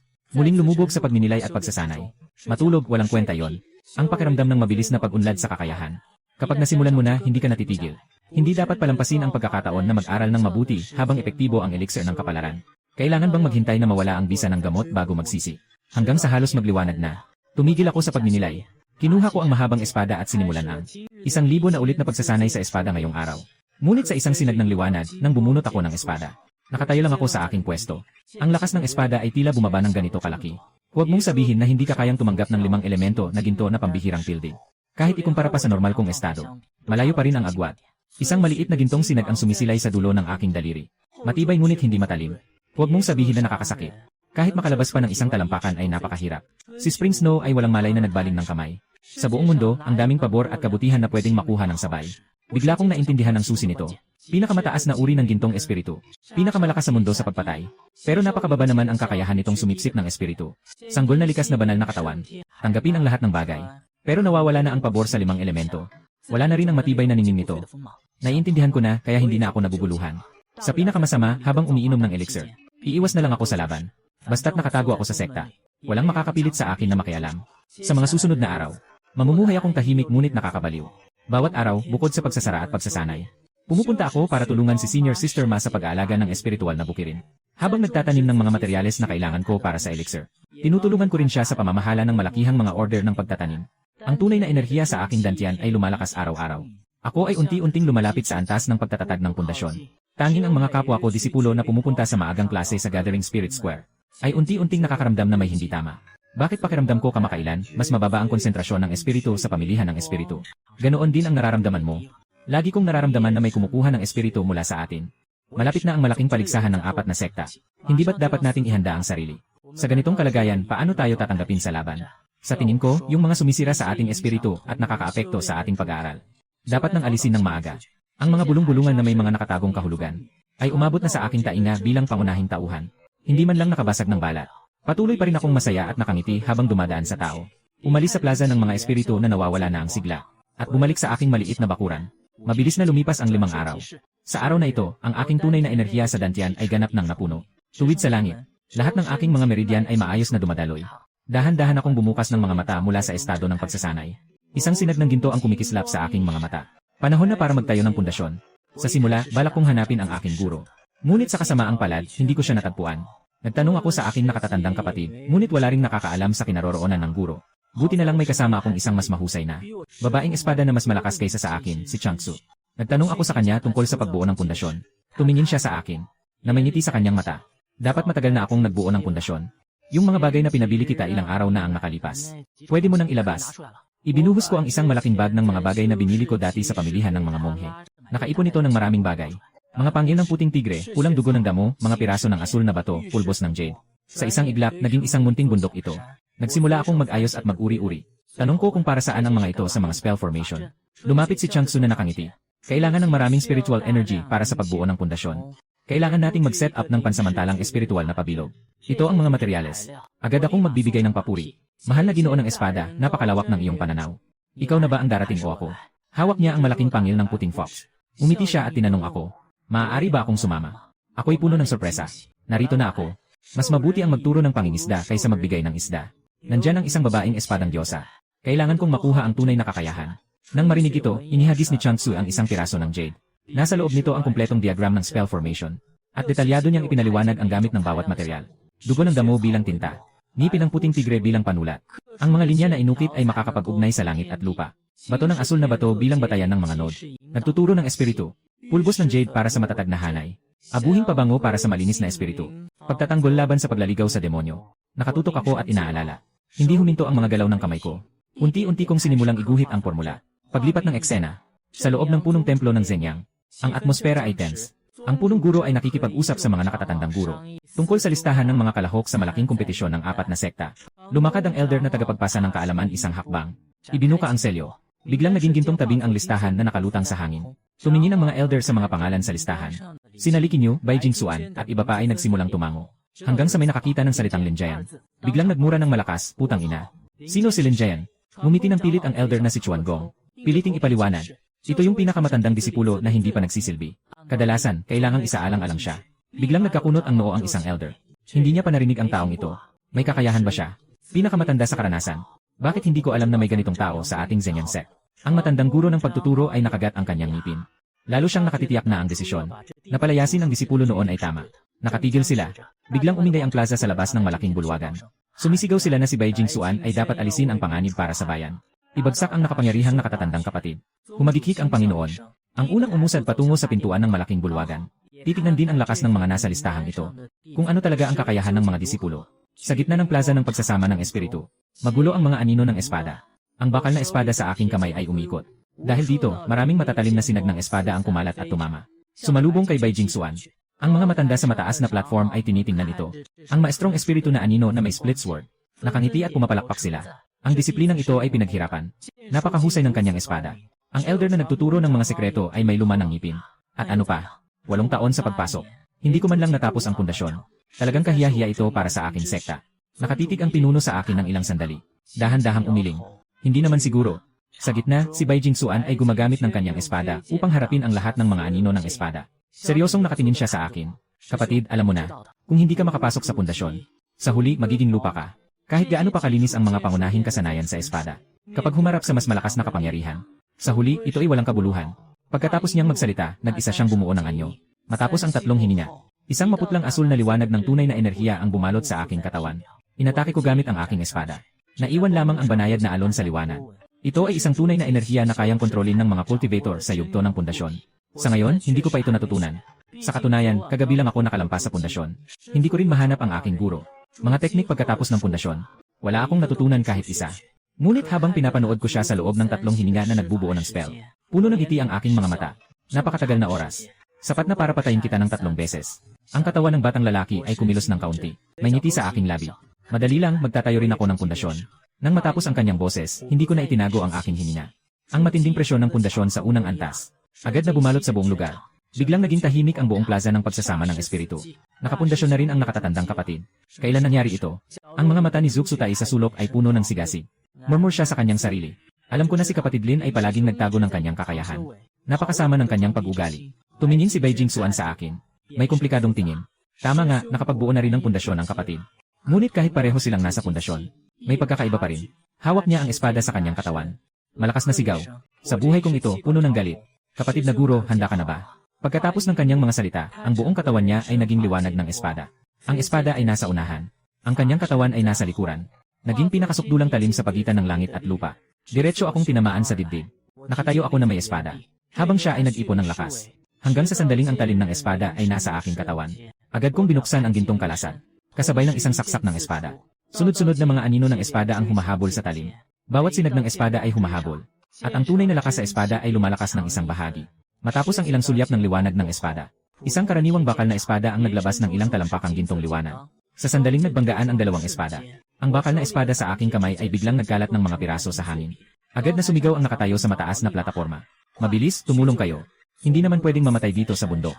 May mga nakatatandang tao ring nagagalit sa kawalang kakayahan. Nakasetup na. Basic na espada lang ba ang alam mo? Ngunit sa susunod na segundo, biglang nagbago ang sitwasyon. Ang lakas ni Bai Jingsuan ay tumama sa aking gintong espiritu. Ang matinding ginto na enerhiya ay agad na bumalik. Napaurong siya at nahulog. Ginawa kong espada ang aking daliri. Isang gintong liwanag na espada ang dumaan. Pinutol ang kanyang tuktok na buhok na pang-espiritu. Biglang bumuhos ang kanyang mahabang itim na buhok. Wasak ang kanyang kasuotang pang-espiritu. Ipinakita ang mahina niyang katawan sa ilalim. Muling nag-ingay ang buong lugar. Ang batang si Bai ay babae. At anong tawag pa rin sa kanya na Bai? Dapat tawagin si Bai Shani. Nakatayo si Bai Jingsuan sa kanyang lugar. Nakatakip ang buhok sa kanyang mukha. May kislap ng luha sa kanyang mga mata. Tumingin siya sa akin at sinabi, "Aba, ikaw pa rin ang dati kong kapatid na guro." Nasabik na magpatalsik ng demonyo gamit ang espada. Nangyari na lang na kinamot ko ang aking ulo. Sobrang dami ng drama sa mga mata ng kalaban. Talagang hindi ko maintindihan. Lumiko at umalis. Naiwan ang lahat ng tao na nagtataka. Nakareact ng huli. Napanalunan ni Lin Jian ang napakabihirang genius na si Bai Jingsuan, na dati akong tinawag na walang silbi. Ang mga kapwa ko na hindi nag-aambag ay biglang nagbago ng tono. Lahat ay pumuri sa akin na may tagong kakayahan. May ilan pang humihiling na turuan ko sila ng sining ng espada. Nakapagwagi na ako sa laban. Maganda ang aking pakiramdam. Si Chang Tzu ay nag-aalangan at lumapit. Punong-puno ng pag-asa ang kanyang mga mata. Kaya ano ang aking gantimpala? Agad kong kinuha ang nakahandang papel. Nakasaad dito, matagumpay na nakabuo, makakabawas ng 900 na mataas na uri ng espiritu na bato. Kulang na lang ng 100 para makabayad ng buo. Ngumiti si Chang Tzu at itinago ito. Matagal na niyang pinagplanuhan ito sa isip. Kapag nabayaran na ang huling 100, gusto kong makita ang tunay na lakas ni Chang Tzu, ang dakilang Chang Tzu. Matapos kumain ng tanghalian, ako at si Chang Tzu ay nagtungo sa espiritual na bukirin ni ikalawang Shiji. Malapit nang dumating ang ikalawang ani. Kamakailan lang ay palagi akong pumupunta. At sa pagkakataong ito, hindi ko na naman niloko ang Shiji ko. Ng mga espiritual na bato na nagpapagana sa bukirin. Pambili ng mga binhi. Lahat ay sarili kong gastos. Kahit na ulit na namutaw ang maliit na safekeep, hindi ako nagsasawa.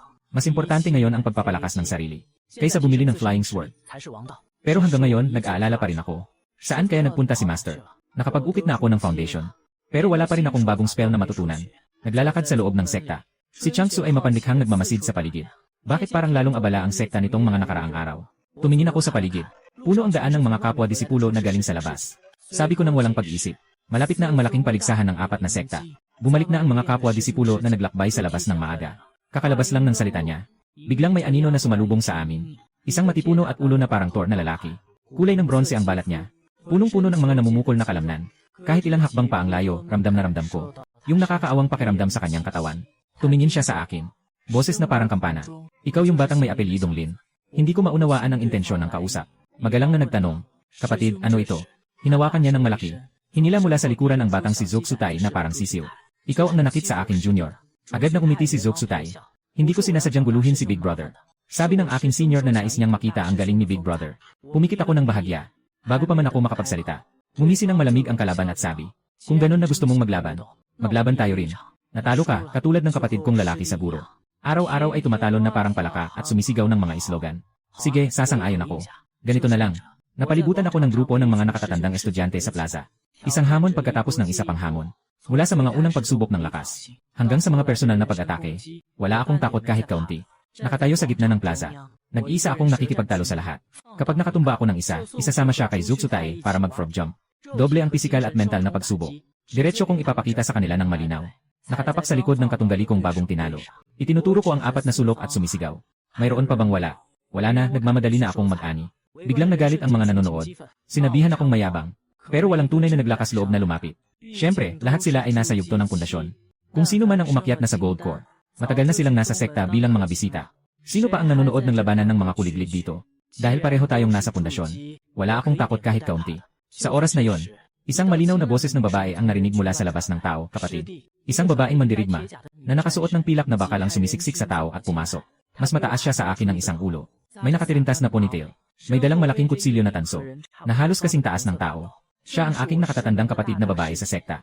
Si Lee Kinyu, noong panahon niya siya ang nangungunang sa espada, na nagtapos sa larangan ng pisikal na pagsasanay. Palaging nasa labas para sa pagsasanay. Bumabalik lamang isang beses o 2 beses sa isang taon. Tuwing nakikita mo akong kumilos, sobrang bukas ng loob mo. Ikaw nga talaga. Nakita ako ni Lee Kinyu. Punong-puno ng saya ang kanyang mukha. Ngumiti rin ako at bumati. Sister Kinyu, kailan ka bumalik? 2 araw na akong bumalik. Tumingin siya sa paligid.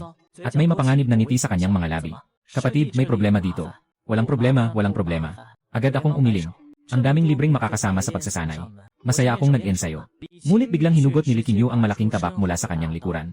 Bumagsak na may tunog na kuwang sa lupa. May malamig na sigaw. May problema ang aking kapatid na disiple. Kahit na sinabi sa aking nakatatandang kapatid na babae. Gusto kong makita kung sino ang may ganitong lakas ng loob. Na manghimasok sa aking kapatid na disiple. Ang mga taong tinamaan ng kanyang tingin. Agad na humigpit ang lid. Yung mga kaklase kong senior at senyorita, diretsong umalis na. Walang makakalaban nitong salot na ito. Sabi nila, isang hakbang na lang ang kulang para makuha niya ang Golden Core. Kung mapapagalitan siya, di makalaban, di makakatakas. Sadyang maghahanap lang ng problema.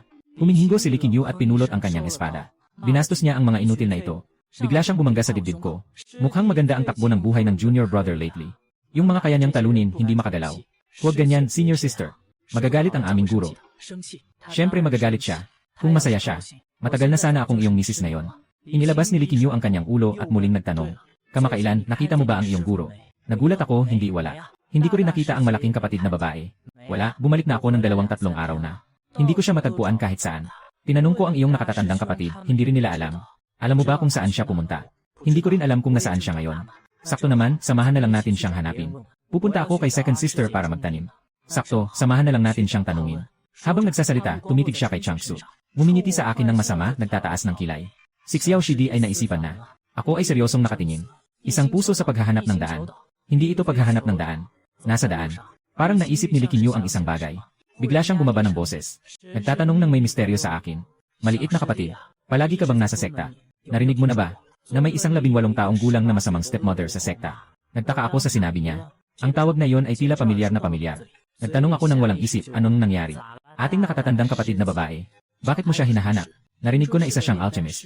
Nais kong humingi ng tulong sa kanya. Biglang bumalik sa isip ko ang alaala ng ilang araw na nakalipas sa paglikha ng elixir. Hindi ba't ako ang sumali sa komperensya ng paglikha ng elixir ng Tianhu?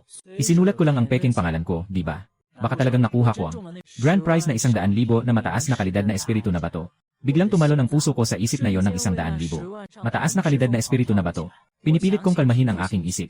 Tinanong ko ng mahinahon. Saan mo narinig ang balita, ate?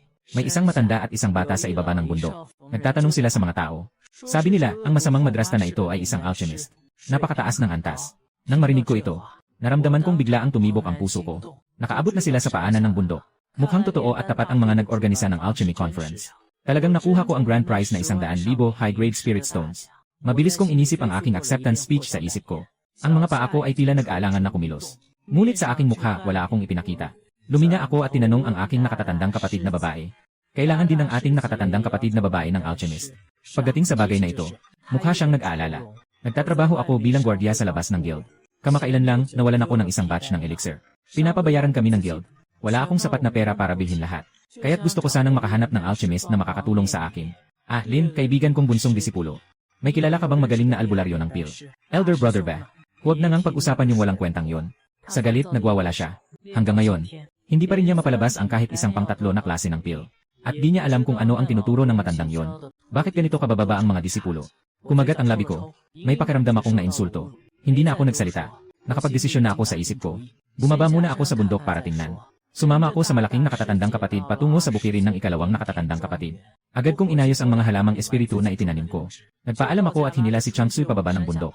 Tumatakbo kami ng mabilis. Parang nakikita ko na ang 100,000 na premyo na nakabukas sa akin.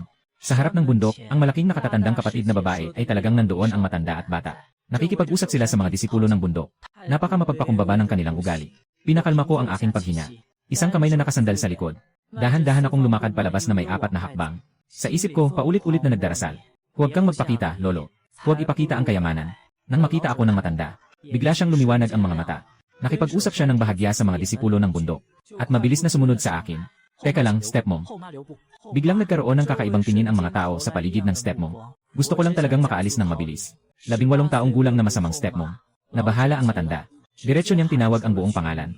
Narito, narito. Bigla akong huminto ng mabilis. Dinala siya sa sulok ng daan sa bundok. Natatakot na baka mawala ang premyo. Sa wakas, natagpuan kita. Biglang hinawakan ng matanda ang aking kamay. Umiiyak siya sa labis na emosyon. Inabot ko ang aking kamay, kunin mo na. Nagtaka ang matanda sa aking ginawa. Sobrang nagmamadali ba? Ang oras ay buhay, kapatid. Dapat may kaunting kahusayan sa paggawa. Nasa isip ko pa rin ang tungkol sa seremonya ng parangal. Gusto ko lang makuha ang pera agad. Tama ka, kapatid, tama ka. Mas hinigpitan ng matanda ang pagkakahawak sa aking kamay. Kaya't humihingi ako ng pabor, sumama ka sa amin. Baka huli na kung hindi tayo kikilos. Tapos na ang prinsesa. Nagtigilan kaming dalawa, hindi, sandali, tulong, parangal. Nakatayo ako ng maayos. Mayroon bang hindi pagkakaintindihan dito? Nabigla rin ang matanda. Mainat na tiningnan ako. Karaniwan ba, hindi ba't ang paghahanap ng alchemist ay para sa tulong? Lumiko ako at umalis. Wala akong oras, kaya't nakapag-38 na akong pagsasanay sa dan. Saan ko naman makukuha ang kakayahang iligtas ang prinsesa na may masamang espiritu? Yung matandang guro, niyakap ang aking hita. Sumisigaw siya ng wow, wow. Talagang kailangan ko ang tulong ninyo, pakiusap. Nagmamadali akong sumipa. Ngunit wala itong silbi. Ito ay isang cultivator ng gold core. Maaari tayong magbigay ng pera. Ang matanda ay may mabuting kalooban. Bigla siyang sumigaw. Ang aking pakikibaka ay agad na humina. Gaano karaming pera ang kayang ipagkaloob ng isang bansa? Ang matanda ay biglang nagangalit at pumayag. Agad ko siyang tinulungan na bumangon mula sa lupa. Punong-puno ng pag-aalala, tinanggalan ko siya ng alikabok, ayos lang ba? May nasaktan ba? Hindi alintana ng matanda ang kanyang kalagayan. Gusto lang niyang hilahin ako para makaalis agad. Habang nagtatanong ako tungkol sa sitwasyon, nagbigay ako ng senyas kay Changsu na malapit lang. Nag-atubili ang matanda ng matagal bago siya nagpasya. Nasabihin na ang prinsesa ay nahawahan ng masamang enerhiya. At pinagsabihan akong manumpa na hindi ito ipagsasabi. Nangako ako sa harap niya. Huwag kang mag-alala, ang bibig ko ang pinakamainat sa mundo ng mga cultivator. Nang matapos siyang magsalita, agad kong hinila si Changsu. Bumulong ako. Makatotohanan ba ang bagay na ito? Hawak ni Changsu ang kanyang baba. Tumingin siya sa matanda na may pagdududa sa kanyang mga mata. Kung hindi masyadong malalim ang pag-istorbo sa sitwasyon, talagang kailangan mong bumalik. Ay hindi ko alam kung ang reseta nyo dito ay pareho lang ng sayong big boss na parang basura. Biglang naging malinaw sa akin. Malakas na naglakad pabalik sa harap ng matanda. Walang problema, pero susundin ko lang ang reseta nyo. Kung ang mismong reseta ay hindi maganda, huwag mo akong sisihin sa oras na yon. Halos umiyak na ang matanda sa lugar. Patuloy na tumango. Sinabi na kahit hindi ito magtagumpay, babayaran pa rin ang kalahating halaga. Walang kahit isang salitang reklamo. Agad siyang nagpasya na bumalik sa sekta. At sabihin ito sa pangalawang nakatatandang kapatid. Ang pinakamahalaga ay ang pag-aani. Malapit na akong mag-ani ng mga halamang gamot na itinanim ko. Hindi ko alam kung gaano katagal ako mawawala. Hindi ko pwedeng hayaang masira ang mga ani sa lupa. At saka pupunta ako sa paglikha ng gamot. Siguradong may ibibigay na kagamitan ang kabilang panig. Saktong-sakto, makakapaglikha ako ng sarili kong mga gamot at kikita ng malaki. Babalik sa Lingshan Manor. Sumisigaw ako ng malakas kay Sishang, mabilis, mabilis. Sishang, tulungan mo akong pabilisin. Biglang tumalon si Mashi from the field. Anong nangyari, ang bilis? Baba sa bundok para magtanggal ng demonyo, naiintindihan mo. Yung lakas na parang buong bansa ang gamit, alam mo yon. Sishang, tulungan mo akong kunin ang mga pananim. Pagbalik ko, alagaan kita. Nang marinig ng ate mo ang salitang yon, biglang na-excite siya. Agad niyang binaba ang hawak na trabaho at lumapit para tumulong. Binilisan ang pag-ani. Nagtrabaho hanggang sa makulimlim ang gabi. Nakatapos ako sa lahat ng mga gulay. Mas marami pa sa doble ang ani kumpara noong nakaraang beses. Hindi talaga mauubos. Umalis ako at nagmadali akong tumakbo palabas. Ito ay tungkol sa kaharian ng mga karaniwang tao, si Wang Baoliu. Kung hindi ako makabalik sa loob ng kalahating buwan. Ate, tandaan mong iligtas kami ha. Sumakay sa handog na bangka ng isa't isa. Doon ko lang nagkaroon ng oras para magtanong tungkol sa sitwasyon. Tinanong ko siya tungkol sa resipe ng elixir. Upang pag-aralan ito ng maaga at pataasin ang tsansa ng tagumpay. Kaya't ang matanda ay nagpakita ng ngiti na puno ng pag-aalaga at kaba. Ginoong alchemist, talagang hindi ko nais na ipakita sa inyo. Ngunit ang recipe ay wala sa aking kamay. Nagtaka ako sa lugar. Yenan, sa kanya sinabi. Ang resipe ay nasa Mingguang Temple malapit sa kabisera. Walang sinuman sa templo na makakapag-ensayo ng alkimya. At natatakot na baka maagaw ng mga taong may masamang balak ang resipe. Kailangan talagang makita ang mismong alkimista. Bago nila ibigay ang resipe, sinabi pa niya na ang mga hilaw na materyales para sa resipe ay napakabihira. Kaya't mayroon lamang akong isa o dalawang pagkakataon na makapag-ensayo. Ito rin ang dahilan kung bakit nakita niya na bumili ako ng isang bahagi ng materyales at nakagawa ng 3 antas na elixir. Bakit siya patuloy na nag-aabala sa akin? Naiintindihan ko at tumango. May katwiran din naman. Hindi na ako nag-isip pa. Bumalik ako sa aking pribadong silid. Kumain ng espiritual na gamot. Nagsimula akong magmeditasyon at mag-aral. Nasa labas ako. Hindi dapat pabayaan ang pagsasanay. Si Changsu ay nakadapo sa tabi ng bintana, na masiglang nakatingin sa tanawin sa labas. Napuno ng kuryosidad. Lumipad ang bangka sa loob ng isang buong araw. Sa liwanag ng umaga, sa wakas ay nakarating kami sa kabisera ng Biuligo. Nais ng matanda na dalhin ako diretsyo sa Mingguang Temple. Ngunit pinigilan ko siya. Matagal na kayong umalis. Hindi ba dapat munang bumalik at tingnan ang kalagayan ng prinsesa nyo? Baka kasi wala na siya. Bago lang ako dito. Kailangan kong tingnan ang sitwasyon ng tunay na tao. Mas mabuti pang maniwala sa kakayahan ng babaeng espada sa tabi ko, kaysa sa anumang gamot mula sa mga peking sekta. Biglang naging masigla ang katulong na sumusunod sa matanda. Tama ang sinabi ng guro sa isang palakpak. Paano kung patay na ang prinsesa? Hindi ba't sayang ang paghanap sa mga baldado? Isang malakas na sampal ang tinamo niya mula sa matanda. Sinabihan siyang huwag gawing magulo ang mundo. Pagkatapos, umiti siya sa akin na parang humihingi ng pabor. Dinala niya ako sa palasyo. Sa loob ng palasyo, matagal nang nag-aantay ang hari at reyna. Nang makita ako, kaagad silang lumapit. Hindi ko pa nga sila nakikita ng mabuti. Narinig ko ang boses ng hari na may hikbi. Gino, Alchemist. Pakiusap, tulungan niyo po ang aking anak na babae. Isa lang po siya sa amin. Kung mamatay siya, siguradong iyak ng sobra ang nanay niya. Kung iyak ang nanay niya, hindi na ako mabubuhay. Kung hindi ako mabubuhay, magiging gulo ang bansa. Sa oras na yon, milyon-milyong tao ang mawawalan ng tahanan. Nawala na ako sa katinuan. Hindi pa nga ito nagsisimula. Una, punuin mo ang moral na pagkakabihan. Buti na lang at dinala ng reyna ang nagagalit na hari sa isang tabi. Kaya nakalapit ako sa kama upang tingnan ang kalagayan ng prinsesa. Nakahiga sa puting batong kama ang isang dalaga na nasa edad na 28. Tahimik ang kanyang paghinga. May nakadikit na papel na puno ng mga simbolo sa kanyang mukha. Nakatago ang masamang kapangyarihan sa kanyang isipan. Sa aking antas ng pundasyon, hindi ko makita ang kahit anong kakaiba. At hindi ko rin kayang mag-eksperimento gamit ang aking espiritu. Baka maapektuhan ako ng masamang enerhiya. Agad akong nagbigay ng senyas. Tinanong ko si Changsu sa tabi ko. Ano sa tingin mo? Tumango si Changsu. Hindi naman ito seryoso. Kailangan talaga siyang bumalik. Nang marinig ang salitang iyon, bigla akong tumayo. Tumingin sa guro ng estado. Tara na, hanapin ang reseta ng elixir. Biglang lumiwanag ang mata ng guro ng estado. Naghihintay lang siya sa sinabi ko. Nagpabilis kami ng kabayo papuntang Minguang Temple sa silangan ng lungsod. Sa labas ng templo, ang mga pulang maple ay nagkalat sa buong langit. Agad na sinalubong kami ng batang monghe sa pintuan. Hinadlangan niya ang aming kabayo. Isang lugar ng tahimik na pagsamba ang templo. Pakiusap mga ginoo, huwag kayong magmadali sa pagtakbo ng kabayo. Ang boses ng batang monghe ay mahinahon.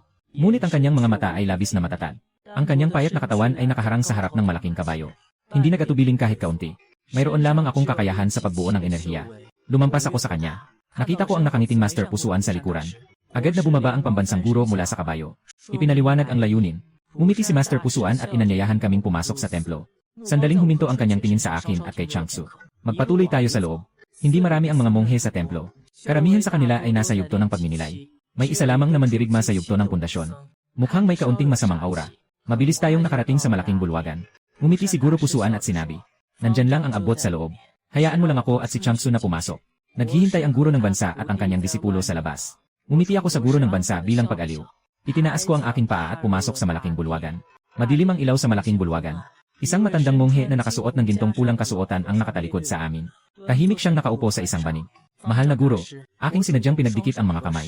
At bumati. Umikot ang matandang monghe. Sa kanyang mukha, may mahahabang kilay, na nakabitin sa mga tainga, na may mapagmahal na tingin.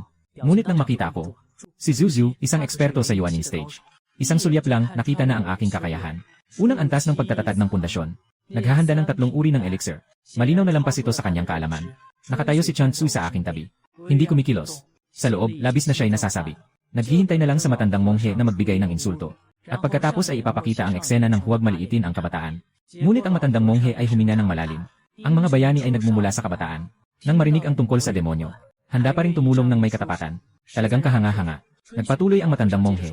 "Maari tayong bigyan ng resipe. Ngunit may isang sangkap na kailangan nating makita ang alchemist upang makuha. Iyon ay ang isang piraso ng pinagmulan. Mula sa halimaw na nagdala sa prinsesa sa kadiliman." Nagtaka ako sa presensya ng demonyo.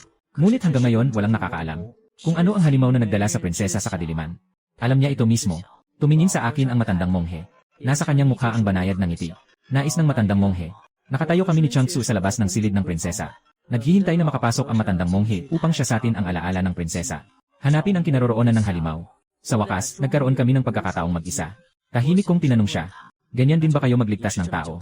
Mahirap basahin ang mga mata ni Changsu at umiling siya. "Siyempre hindi." Sabi niya sa akin. "Ang normal na pagpapalayas ng demonyo ay may espesyal na 5 antas na gamot.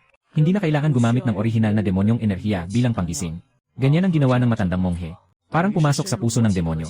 Siyempre, mahahawahan ako. Nawawalan na ako ng bait. Sobrang nagtitiwala sa akin ng matandang monghe. Nasa unang antas pa lang ako ng pundasyon. Habang ako'y nag-isip ng mga kalokohan, biglang bumukas ang pulang pinto. Nakatayo ang matandang monghe sa pintuan, payat na payat. Medyo namumula na ang mukha niya. Sa 113 tanggapan ng pamilya Jia sa Lingshan Street. Ako ang nanguna, biglang lumakad palayo. Gusto kong isama siguro ng estado at ang mga monk sa templo. Pero nang subukan kong hilahin sila, walang nangyari na natili silang nakatayo. Ngumiti siguro po siya na medyo nahihiya. Ako ay isang monghe na hindi magaling sa pakikidigma. Nawalan ako ng bait. Hindi ako magaling sa paglikha ng elixir. At hindi rin ako magaling sa labanan. Ano ba talaga ang dahilan kung bakit nabuhay ang Minguang Temple hanggang ngayon? Sa loob, ang boses ng matandang monghe na pinipigilan ang masamang kapangyarihan ay narinig. Hindi po kami ayaw na magsikap. Ngunit talagang wala kaming sapat na lakas. Mabilis na kumikilos ang masamang enerhiya sa akin. Mayroon kayong 6 na oras.